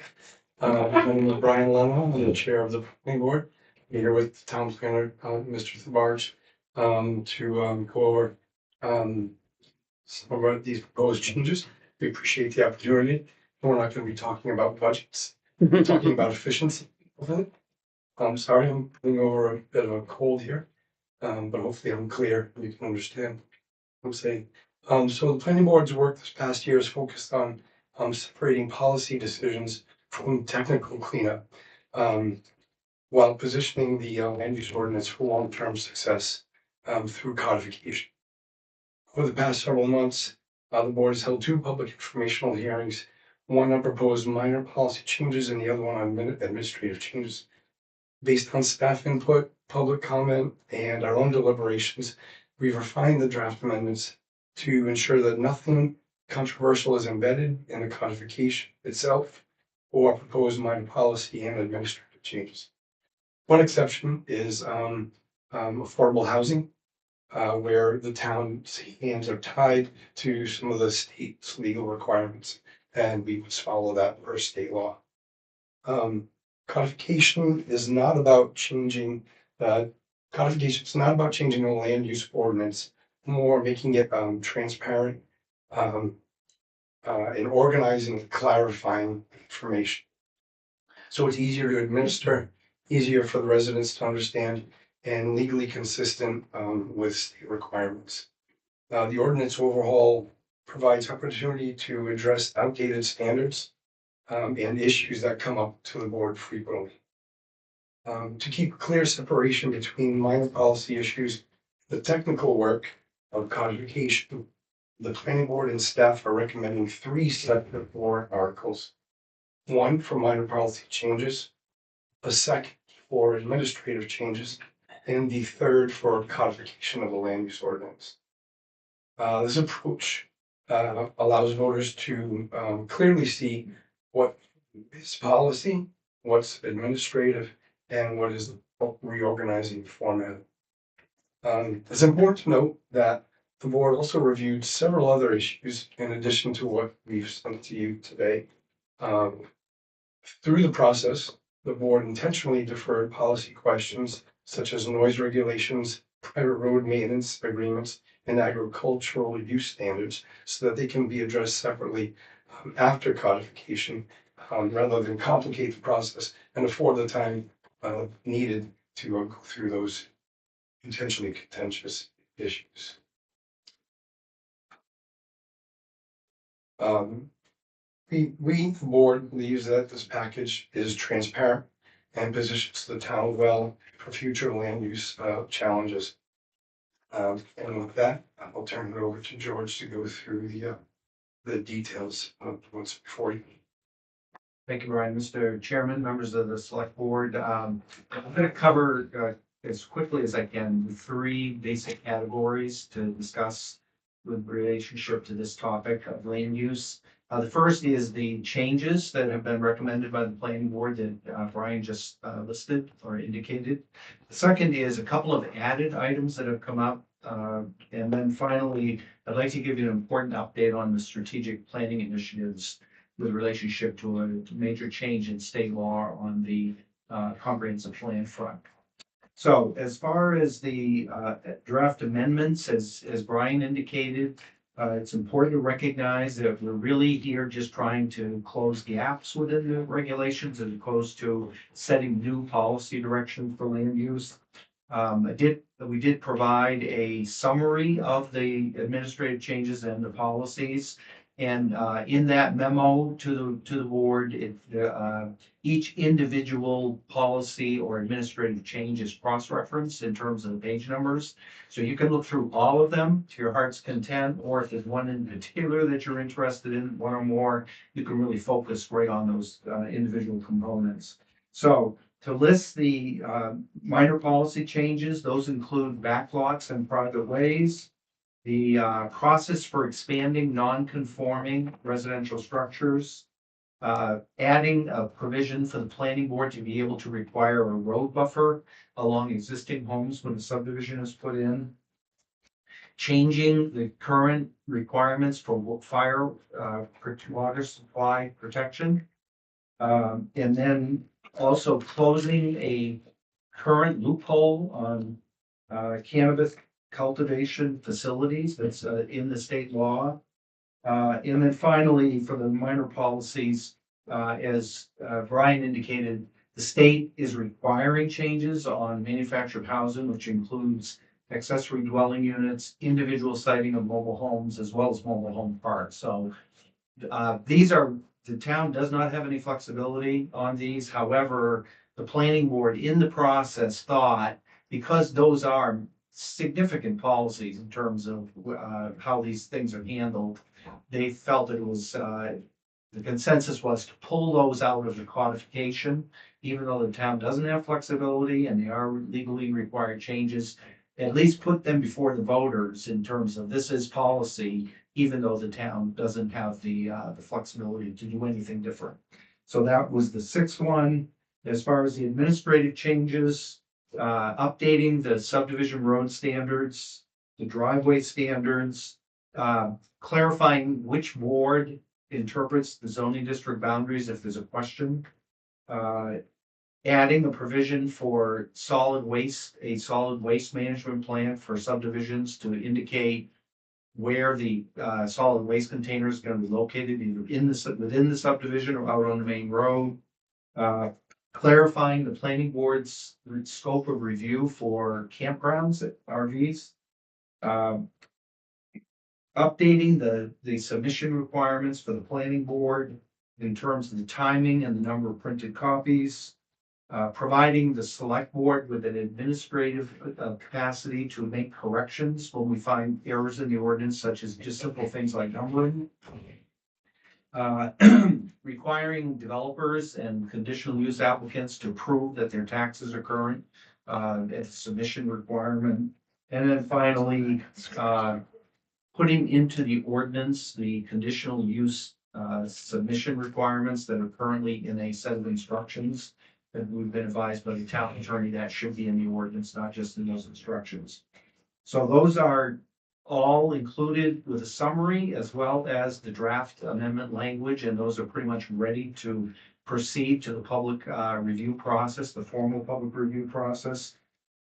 As Brian indicated, we did receive input both from staff as well as members of the public, and the planning board processed all of that input and made changes, as Brian mentioned, pulling off the proposed changes on noise regulations. The town attorney advised that you could not reduce the notification requirements when the Board of Appeals makes a decision. The code officer asked to be relieved of certain notification of all boards and committees by certified mail or hand delivery. The town attorney said it's in state law, you have to do it, as onerous as it is. She also advised that all of the design requirements of your ordinance on accessory apartments probably won't fly with the new state law. So she advised taking out those design requirements, such as requiring that no outside stairways on apartments, accessory apartments. Those types of design things, she said, you really need to remove those. As I mentioned, we did, at her recommendation, add a conditional use submission list. The town public works director asked for some changes in terms of the terminology on gravel specs, which we did. And the fire chief, who was just here, asked for more flexibility on those fire protection systems. So he advocates allowing a developer to put in a fire pond, hydrant on an existing pond or on a stream, or just if the developer wants to put sprinklers in all the houses, do that as an equal option. Right now, ponds are what's mainly called for, but he thought that it's appropriate from their needs to have the option of just allowing sprinklers. He also asked to be removed from inspecting backlot driveways or subdivision roads. There are current provisions that require before the code officer can issue permits, the fire chief has to verify that the access is acceptable. He doesn't want anything to do with inspecting roads or driveways. That'll have to fall on the code officer or the public works director. So we did accommodate that. And then finally, the town manager asked that the position of town planner, which is not recognized in the ordinance. I'm doing all of the processing for conditional use permits and subdivision applications. The ordinance still says that the code officer does that. Haven't done that for 7 years. So he felt that that shouldn't really be accurately reflected in the ordinance. Just clarifies what my role is. And then the companion piece to this is the annotated 183 page digitized land use code. And I did take the time to go through and take the consultant's report, narrowed it down to 100 editorial changes. And again, we've taken out anything to do with policy out of that codification. So I think we can fairly say it's things like changing select board, municipal, board of selectmen, municipal officers to select board consistently through the ordinance. Those types of editorial changes are what's involved in the codified version that'll be put before the voters. It'll go to a digital format like our tax maps now. It'll be cross-referenced within the ordinance as well as tracking whenever changes are made with cross-references. It'll be consistent internally as well as with state legal requirements. So 2 additional things have come up. I know that the Agriculture Committee has contacted the Select Board and the Planning Board proposing 8 new agriculture definitions to reflect the changes in agriculture that occurred over the last 40 years. Things like agritourism are not at all recognized in the ordinance, and it's caused real confusion for them and the planning board when they have to review applications. Nothing fits in the ordinance that they're doing. So they propose working with the Maine Farmland Trust, a complete list. But we looked at it and said, well, you can't just adopt new definitions. You have to say, where are those things going to be allowed? And will they be permitted outright, or will they have to go to the planning board for conditional use? Some of them are going to go both ways. So they have not really gone through that process of defining and giving standards for all of those things. Nor have they done a public participation process like the Planning Board and Conservation Commission have done for solar and everything else. So they've agreed now, and I think they just contacted you, Joe, to say they accept that they need to do more on those fronts, but they would like to come in and at least make a few definition changes just to get the ball rolling in terms of bringing Durham's regulations that relate to agriculture into the 21st century, because they're not. They're stuck back there. And then the staff has the code officer, road commissioner deal with this all the time, where the ordinance currently requires them to build the proverbial road to nowhere. So right now, the ordinance requires 300 feet of road frontage for a back lot or the last lot in a subdivision. 3 subdivisions are before the planning board right now where the applicants are saying, you know, we don't need to build this extra 300 feet of road for that last lot.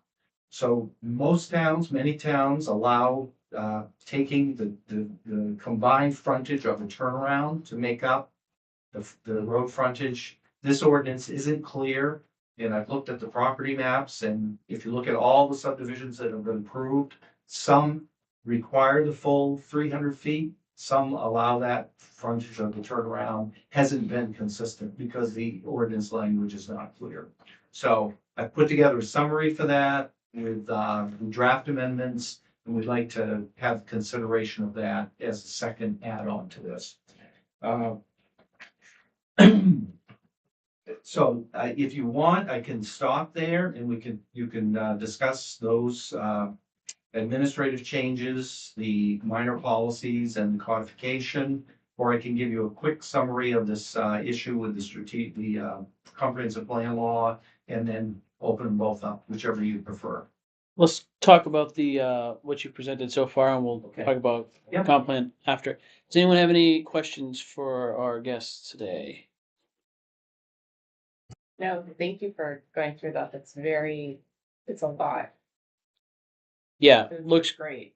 great, super thorough. I really like even looking at the minor policy. I think that you did a good job, your committee and you, Mr. Barge, of highlighting these because they do seem like pretty minor, and it's like things that are perennial thorns in the side of your committee and you. So I think that that's a good way we can address them. There's nothing here that stands out to me. Um, with any sort of questions that I need to ask for you regarding them. So I'm good. I think they look great. And then as for the administrative changes, um, all makes sense.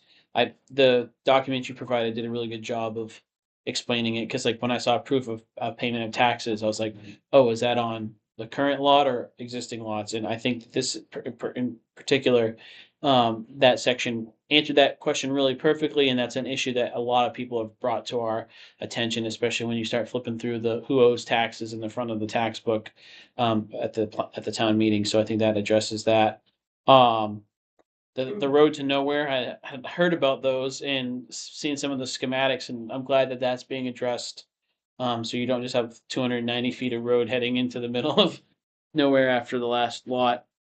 And my question here, I guess my one question when it comes to the buffering along the new subdivisions, is that along just the road that accesses the subdivision, or is that between the lots that are going in and adjacent home lots? Why don't you talk about the sidewalk you just did?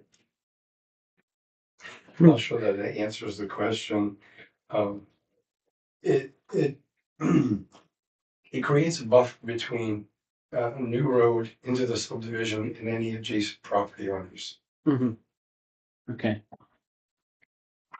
But it won't create a buffer, let's say, if the road comes in and then turns and then you have a house lot, that house lot can be, falls under the standard buffering between them and the adjacent, house from the adjacent property owner, right? An existing house? Yeah, Yes. So it's only for the road. only for the road, Because okay. right now, the ordinance requires a 50-foot buffer between like Royalsboro Road and the subdivision. Mm-hmm, But the new road going into the subdivision can be right on the property line for the house next door that's there. mm-hmm, And so this again doesn't automatically require it, more discuss whether they should or not. But just giving the planning board, if there's a need, and this last sidewalk that they just did, the house goes very close to the neighbor's, the new road goes very close to the neighbor's house. So that would be an example of where, in this case, the developer should be required to put in some sort of screening because the road goes so close to their existing house. There are some exampple in town now, Yeah. some recent subdivisions, where if we had a buffer along this road, it would have definitely benefited the Yeah. adjacent homes. And what about in scenarios where the right of way that the road is going in is extremely narrow and just really big enough for the road itself? Is there anything language in there to address that concern? Well, it's discretionary and, on this sidewalk, that the planning board just did, you're in that situation where going in, there's not a lot of leeway to move the road right of way away from that property line 50 feet. But they can put in curbing, which they're doing for a wetland crossing. They could put in curbing on that section by the house and use that area within the road right of way to do buffering. Mhm. And then it could be a combination of fencing and plants. So Mhm. again, it'll give the planning board on a case by case basis the authority to, number one, determine is it an issue? And if it is, have a tool that they can work with, because right now the ordinance gives them no authority Mhm. to deal with that issue. Yeah. Which comes up frequently. Yeah, the best we can do is ask the developer in good faith to try to come up with a buffer. It doesn't always happen. Yeah. Perfect. And just finally, we're not asking you to make any decisions tonight on Mhm. any of this. Yeah. Just trying to keep you up to date and pretty much just get the go ahead to put this before the voters in terms of drafting the warrant articles and getting that into the town report, scheduling the public hearings. Yeah, we just want to make sure you're comfortable moving forward Mhm. with these before we go to that next stage. Yeah. another question I had was, the ag committee had reached out with just one issue, hoping to get it in for, uh, particularly the high tunnel, structures for growing crops. Is that something? Is there still time if we worked with them to come up with language and they had got public feedback to bring that into this, or would you want that as a separate? Would you suggest that's a separate warrant article? Well, I think you should process it first, and you decide whether you're comfortable either putting it into the minor policies, depending on the scale of it, like we're doing with the road frontage. Yeah. Or if you, worst case scenario is put it as a separate one. You have them make their case at the town meeting. Because I do know some of those agricultural definitions are kind of falling into the same category of, since our ordinance was created, Department of Conservation, Agriculture and Forestry at the state has adopted definitions and recommendations and language as it pertains to farms, like particularly the agritourism and high tunnels and stuff like that. And so there definitely is like we're not speaking the same language there. So some of that to me, and we can get to this later, some of that to me does seem to fall in that minor, where some of it is a decidedly policy change. So just wanted to see you kind of sounds like you're saying figure it out and send it back to us. So. Or just take a look at it and see what Yeah. you think.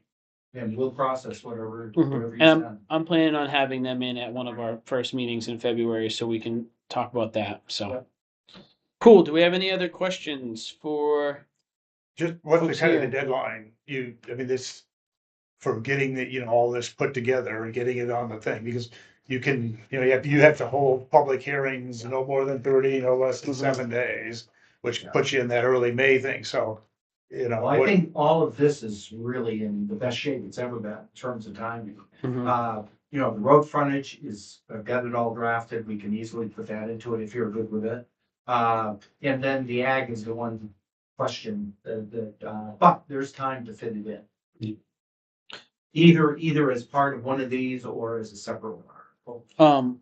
To your point with that question, John, my thought process, this looks good enough to me for you all to start drafting language, and then we can separately talk with ag committee, figure out whether that's going to get plugged into these minor policy changes or separated as its own warrant article.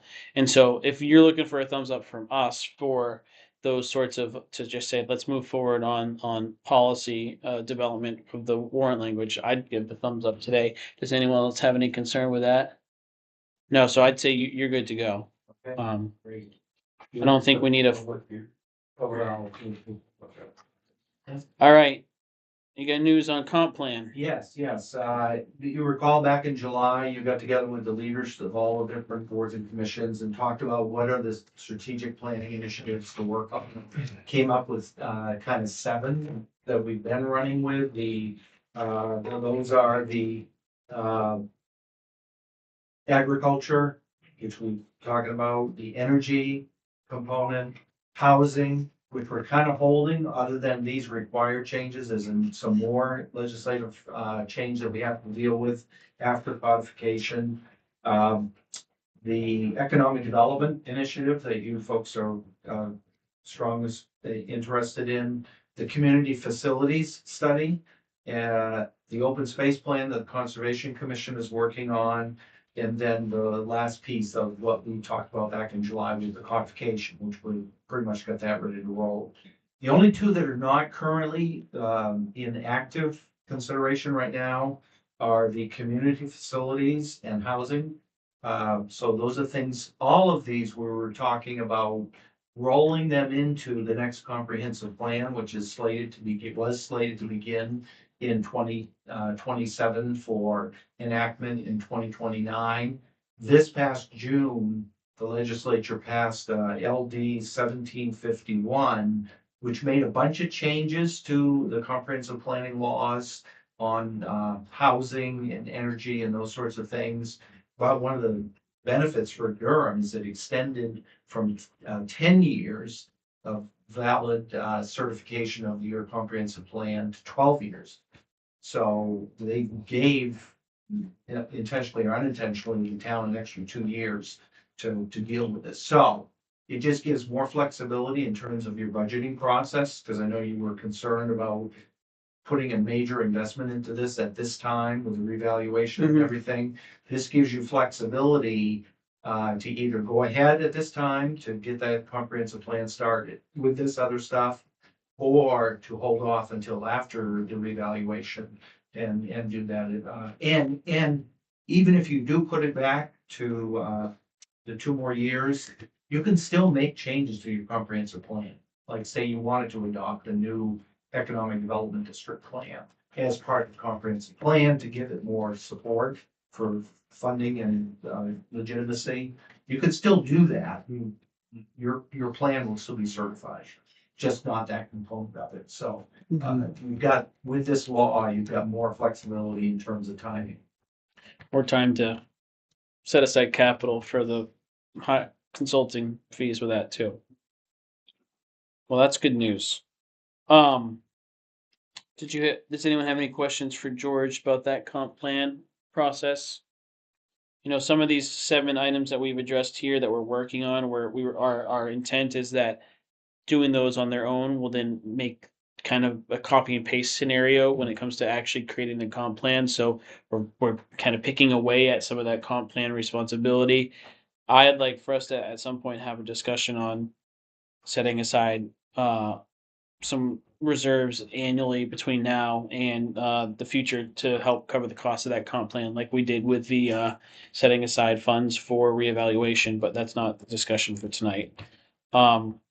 Any questions for George? Any questions for Brian?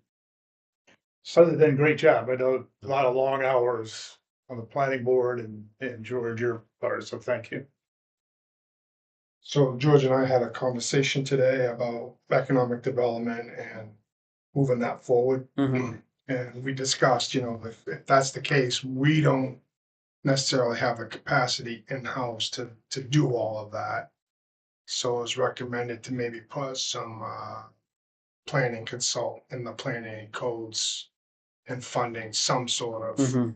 consult, because otherwise you're not gonna move any economic development forward without it.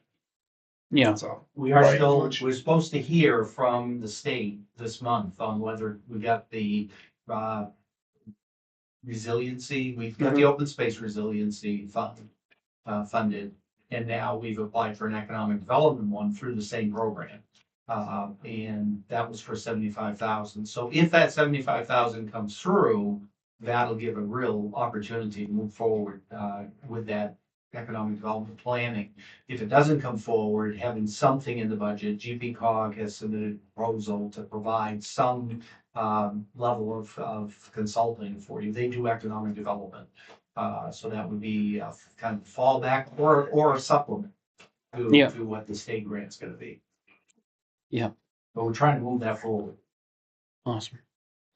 Well, I'll put that on a list of things for us to remember to discuss in the budgeting process. Do you know the timeline is for that award notification? Is it just They sometime this said, month? GPCOG said it was gonna be, they were expecting it in December. They're saying now they're probably gonna not get it until January. All right. Well, we hopefully should get that information before our February meetings and our first budget discussions. Cool. Well, I don't have any other questions. Thank you so much for this work. This is, I think, not only is it a huge lift on your all's part, but just the way you presented it here is very easy to understand, which is much appreciated. So And we will get all this stuff on the website. awesome. Back to you. Perfect. Well, thank you so much for coming in. Hopefully we didn't steal the rest of your voice from you there as you're recovering. Alrighty, next thing on new business is reviewing the holiday schedule. Jerry has proposed, Jerry and I were talking last week, and one thing that we talked about last year was that how we want to go about recognizing holidays in town. And so with our town office only being open Monday through Thursday, how do we recognize holidays that fall on a Friday or on the weekends? Also, how are we mindful of the fact that those Thursdays are really important because those are our late opening days. And so how do we limit Thursday closures as well?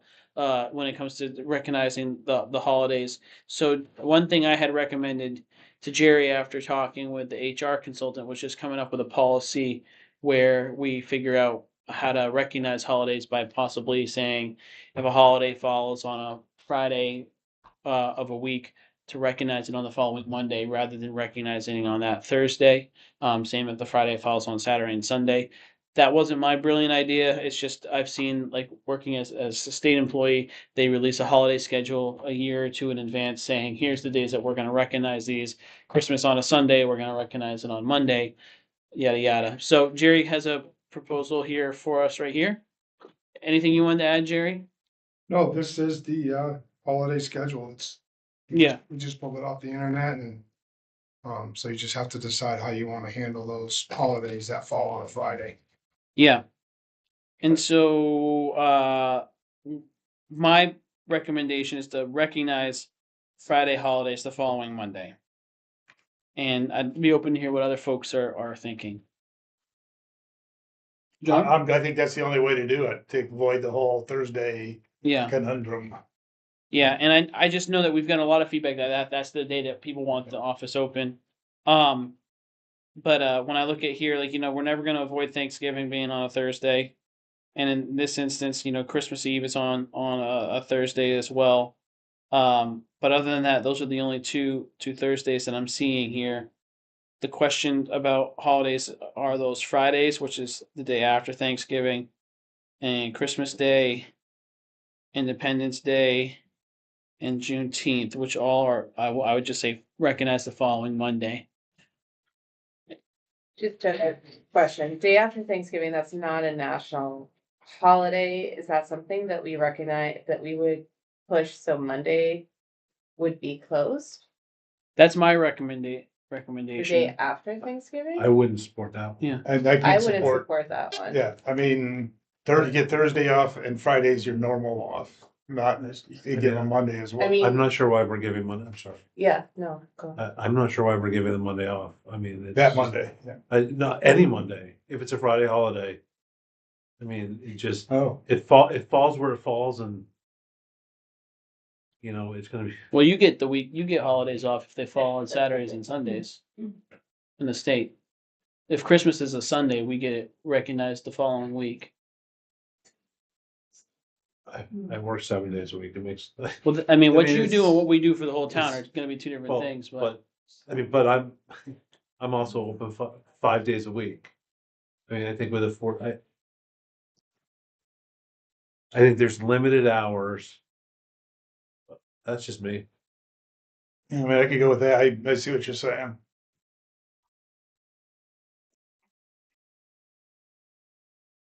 I would follow that I would follow the state schedule. Whatever the state does, we should follow.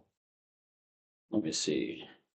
Potentially, the only problem with that is the state doesn't care about Thursdays. Yeah, that was Yeah, the maybe point. that's the Like, because challenge. the state will. There's generally not a lot of Thursday holidays outside of this year. The state's recognizing Thanksgiving Day and giving Thanksgiving Day off on Thursday and giving Christmas Day off on Thursday. So those are two holidays that I would imagine we would also recognize. Well, I mean, What do we do we this year? were. I was. We I gave mean, we I'm gave that open off this Christmas year. Eve, New Year's Eve. We were open till. I think they let us go at 2. Yeah, well, So- I didn't mention Christmas Eve. I was just saying Christmas Day.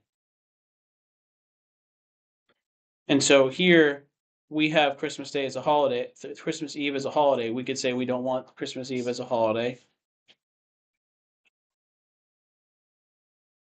But I think what we're trying to get at here is by proposing and adopting a holiday schedule now, it can be advertised all year long. It can be right on the door, so people know if I was planning on Christmas Eve being the day or Christmas Day being the day that I want to register my snowmobile. It's not the good day to come in. I think that there's gonna be a lot of pushback from the town for like Juneteenth and Independence Day if the Mondays are off. I think there, and definitely for day after Thanksgiving. I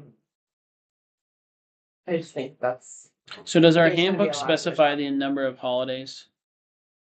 Yeah, counts on the, yeah. Well, that's right. well, I know, for example, like in my employment, they advertise 13 holiday days Right. a And ours year. does too.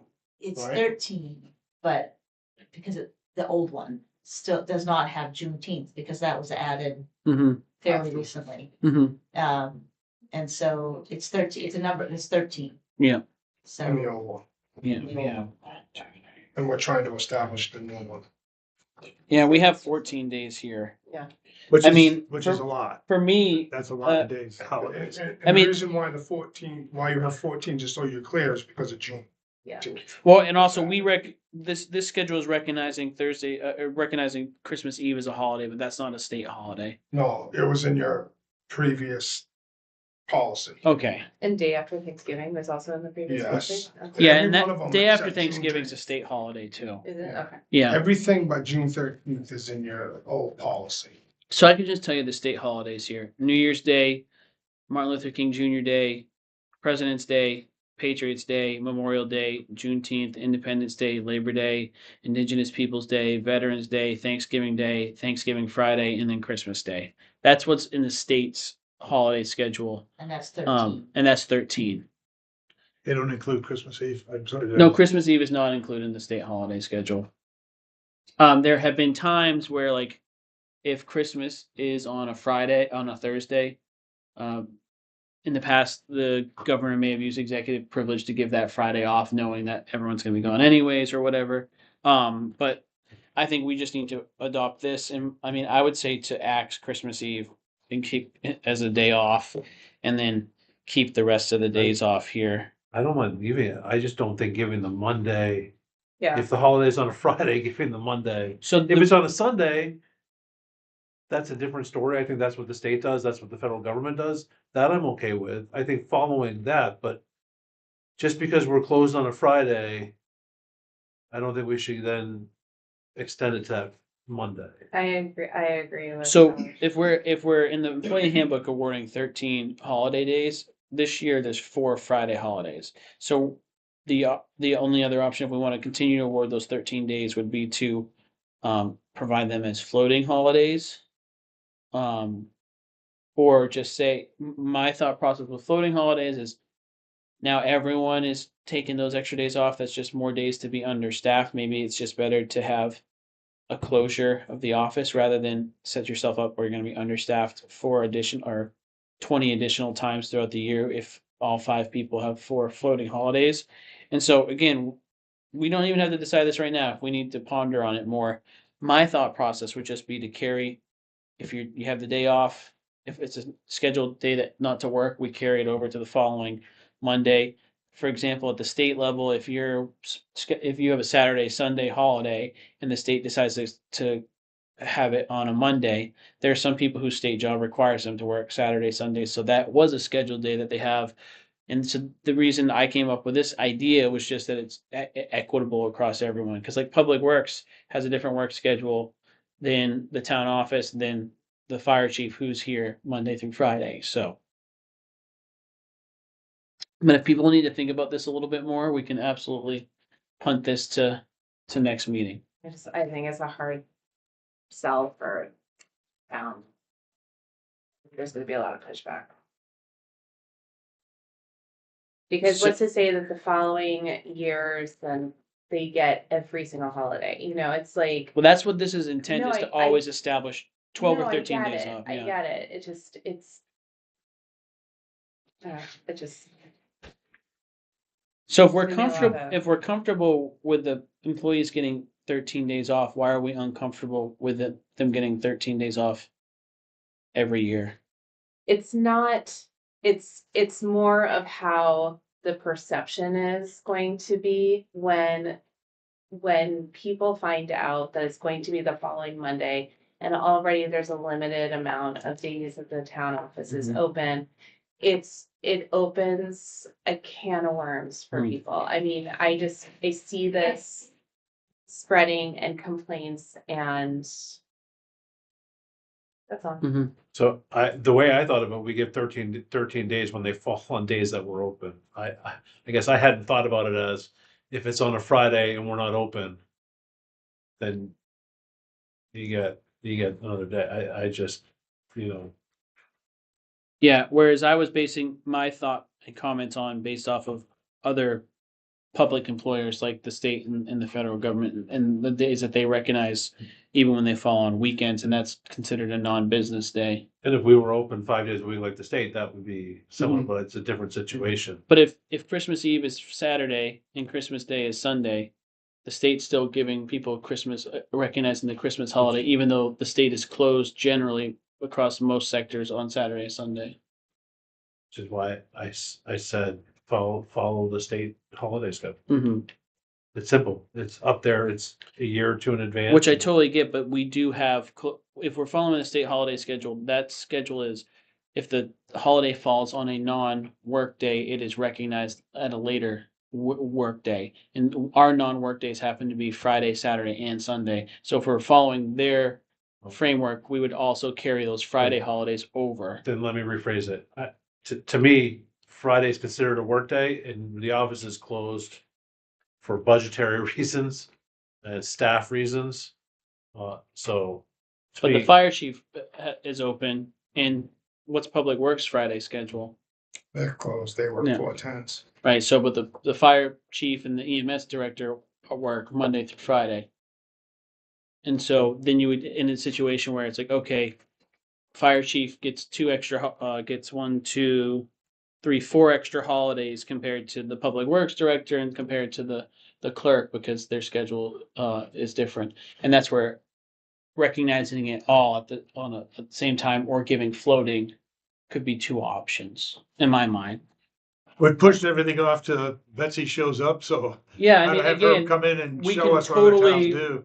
we can totally listen to hear what Betsy has to say, but I just wanted to raise my thought process on it for people to digest a little bit more.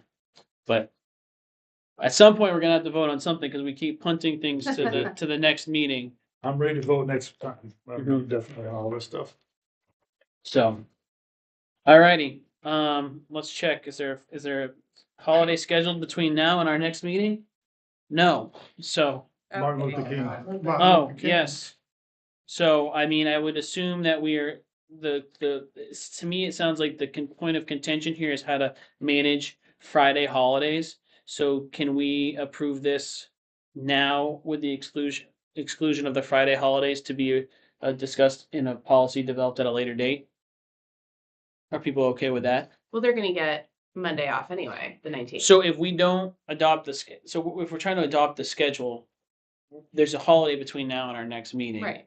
And so if we're saying we're not comfortable adopting the schedule, how does Jerry handle Monday? I'll make the a motion 19th?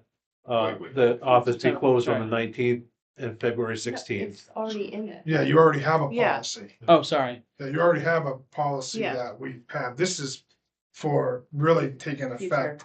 Yeah, for pretty much after, like, once you adopt the new policy, moving forward, it'll change. But right now, you've got a handbook that is still in existence. We Mhm. have Martin Luther King Day off. Yeah, okay, cool. As long as we're covered before we vote on the future policy, I'm fine with this. Yeah, you're probably covered all the way right up until, July 4th, because, that's when the new budget starts. Mm-hmm.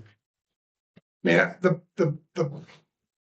the policy, the handbook for the employees doesn't have to start July 1st, but the budgetary implications will have to start. Mhm. So, And the You can handbook adopt it. currently gives 13 yes, paid holidays. yes, the only one that's not currently in there in the new part is Juneteenth. Mhm. Well, we'll do that. So- before June, Yeah, I hope. But because it's a federal and state holiday, which you all Recognize. recognize, that's Yeah. why it's in there now. yeah. All right, well, so what I hear is we have until June to figure out how we're handling Friday holidays. Pretty much. But let's deal with it. I don't want, I don't want to, but I just want to make sure we're squared through the next few meetings, but cool. All right, I'll move this to the next meeting, discussion then. All right, next we have manager report, Jerry. Thank you. Just an update on Public Works. So we have a full-time person in the works. We're going through the process right now with background checks and that sort of thing, and keep you posted. We'll find out if that Works comes out. to fruition or not. So there's a lot of chatter right now on municipal listservs, treasurers, tax collectors about the penny, because the penny is going away.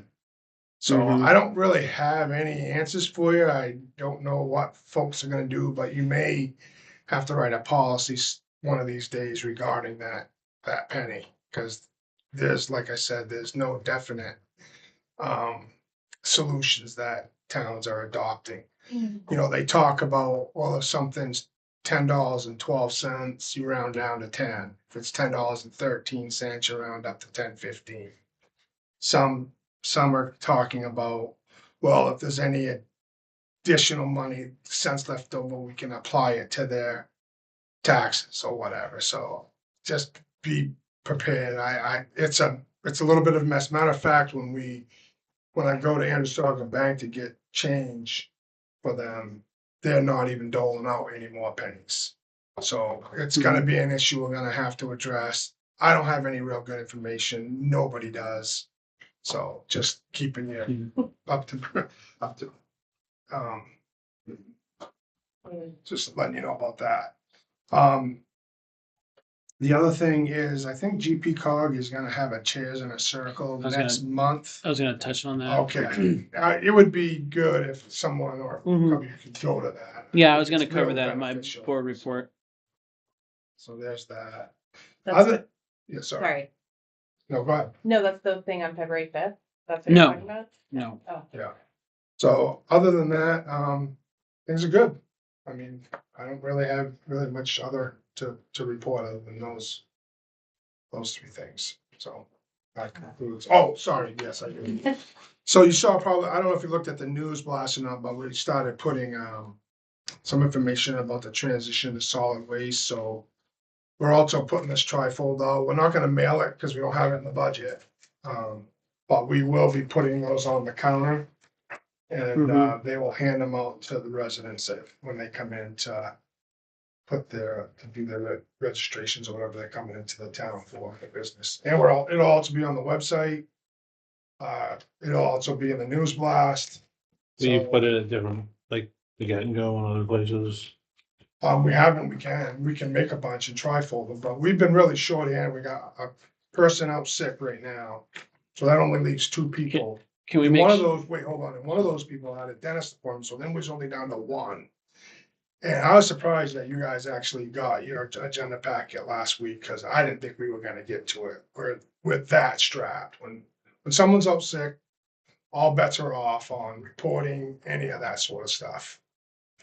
As we get more subdivision, puts more pressure on that town office too, just so you know, just so you're aware, we're maxed to the, just to let you know. So Kimberly was gonna be there much more later last Thursday, trying to get this stuff done, and I said, don't worry about it. Don't worry about the warrant. Don't give it to him. I don't want you here until 7 o'clock at night. It is what it is. We're doing the best we can, and it's what we're faced with, and It's what we've supported you for, so it's yeah, our own fault, right? So I got it. so it is what it is. And this illness that's going around, I guess, is kind of brutal. So Jessica, that one employee could be out for the week. I don't know.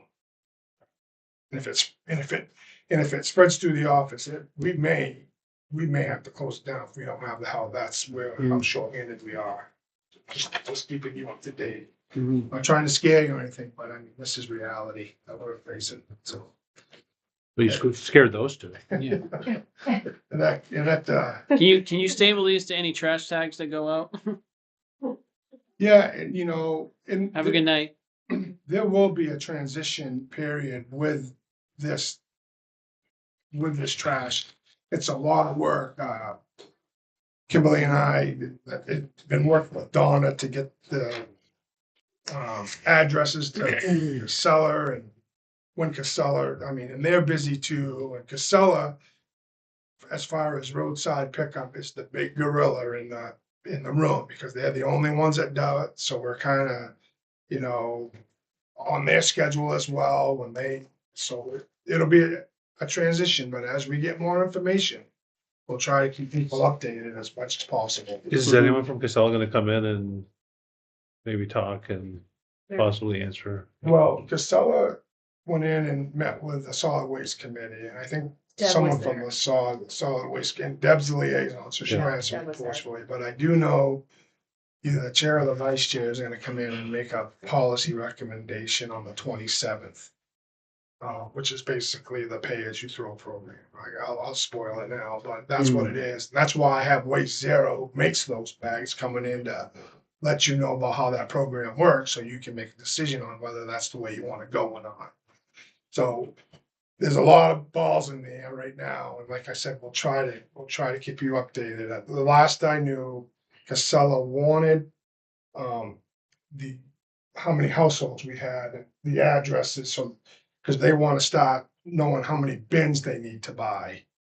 And when they deliver the bins, there'll be information on that. So again, we're working with Casella on that. And once we get the information, we will keep sharing it as best we can. Now we can always share it through a news blast and on our website, but it's only hitting the people that sign up for it and that sort of thing. So it's gonna be this repeated customers, so.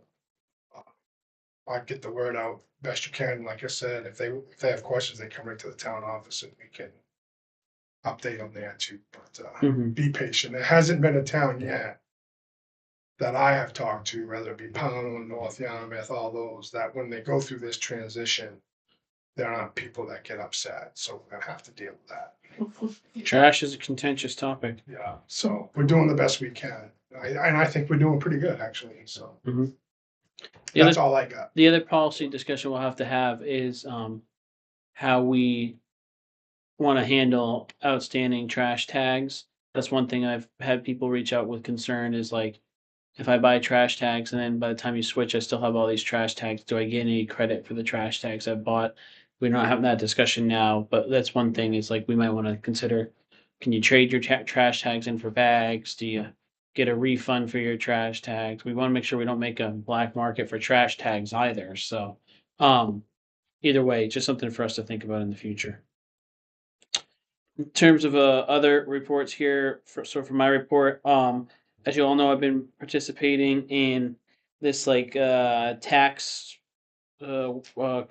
committee within GPCOG, essentially trying to figure out what GPCOG can do to help address municipal budgets and the impact it's having on taxes. Everyone's going through reevaluation issues. Everyone's seeing their county tax increase. Everyone's seeing their school tax increase. What can be done to help manage that? And I'm on the committee working to address that. We have another meeting on the 9th of February, mostly for the rural towns within GPCOG, because one of the conversation pieces that's coming up is some of the larger municipalities want to establish a local sales tax that would generate income at the local level. Myself and people from like North Yarmouth and stuff pointed out like that really doesn't affect the town of Durham at all. And one of the things that got thrown out there was maybe there could be opportunities if a local sales tax were to go into large municipalities within the GPCOG area, a percentage of that could be distributed to the smaller municipalities to help offset their expenses too. So we're having continued meetings on that, and I'll continue to report back. The other thing I was going to say, Jerry stole my thunder a little bit. The Chairs in a Circle meeting is on February 26th from 5 to 7 in Portland. This is like a facilitated conversation on where all the communities from GPCOG get together and talk about challenges of running municipalities in the region. That last year, that meeting is where this tax workshop stuff that I'm participating in came out of. And the meeting is open to the chair, the vice chair, and the town manager or mayor. I am going to be able to attend it. Josh is unknown at the moment, but if Josh can't attend it, in the past I've opened it up for another board member to attend. Last year Deb attended, so if Josh can't attend, I would open up to Rebecca or you, John, to join me. But we'll need to I've already RSVP'd for myself, but we'll need to figure that out sooner than later. I know you're working on schedules, Josh. Jerry, are you planning on attending? I can attend. What day? February 26th from 5 to 7 p.m. What day of the week? That's It's I Thursday. don't even know what day of the week it is. Thursday. Thursday. Yep. Yeah. Make that. So, So, well, I should say it's 2 officials per community, actually, sorry. Okay, so it would be If- better, I think. If one of the other board members could attend, Yeah. I'd defer to one of them. I should be able to go. Okay, cool. I'm just waiting for one more confirmation. Either way, last year came out of that meeting feeling pretty damn good about what we were dealing with when in Durham, when they go around and they talk about challenges, and most of the other communities, their municipal budgets were going up 9%, not their county, not their tax, just their spending, and year after year. And so I think people were kind of like in shock and awe on the situation that we were in terms of how how flatlined we've been in. And we're also, I was happy to hear there's a lot of issues that other municipalities are dealing with that we aren't dealing with, which is just nice to find out we're not alone in some of our challenges. But either way, I'll report back after I attend that meeting. So, Josh, you have anything? Just, I don't know if it's good news or bad news, but you know, I sent Joe and Jerry after we had our meeting last week. Yeah. You know, WGME had an article about the highest property sales in each county. And the highest sale in Androscoggin County was out of Durham at 1.2 million. It was the only leading highest sale in any county that didn't have either water access, view, or within a mile or so of a ski mountain, one of the major ski mountains. So, you know, as much as we're hearing about how, you know, I want what it was like, we're not what it was like anymore. Things are changing and we have to 1.2? 1.2, 1 acre parcel. 1 acre. It was part of a subdivision. Over One of the new here on subdivision, here? yeah. Yeah. So, you know, there were, I mean, like I think every other county had higher amounts, but they were, you know, Like on the ocean. mansions. They were on the ocean overlooking one of them, I think in Penobscot or somewhere, was like overlooking the water and just sounded amazing. And then you have Durham and a new subdivision in Durham on 1 acre lot, and everything else is so you know where I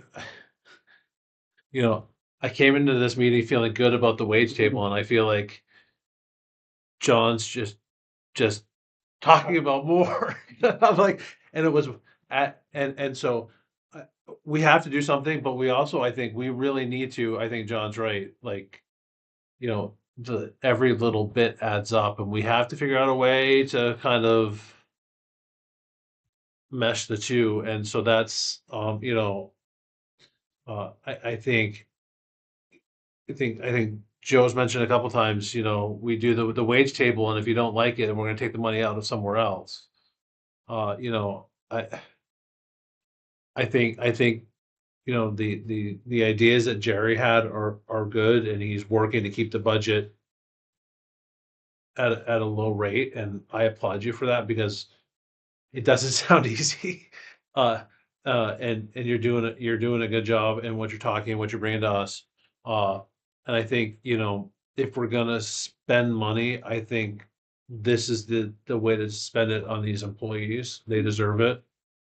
And we need them. So, you know, I throw that out there, Jerry, as a kudos to you, but also as a, you know, I want people to start coming in and talking to us about this because it's a topic that I think needs a lot of discussion. And, you know, I think John, you and I are in sort of the same boat as, and maybe others are too, but I know you and I have expressed it more, you know, I don't want to do it, but I think it's necessary. And so I want to hear what people think and say, and, you know, if they want us to cut something else, let's have that discussion. You know, it's like there's not much to cut, and it comes down to paving, and you know what road's coming up on the paving schedule. Bumpier than hell. So you know, But that's what exactly, I'll wait my turn.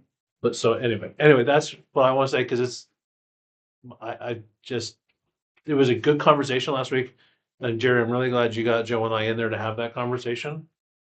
And it's just I think tonight kind of just has reinforced it and opened it hasn't changed my commitment to doing that, but it's, you know, I think we need to take a look and be tough. So Yeah.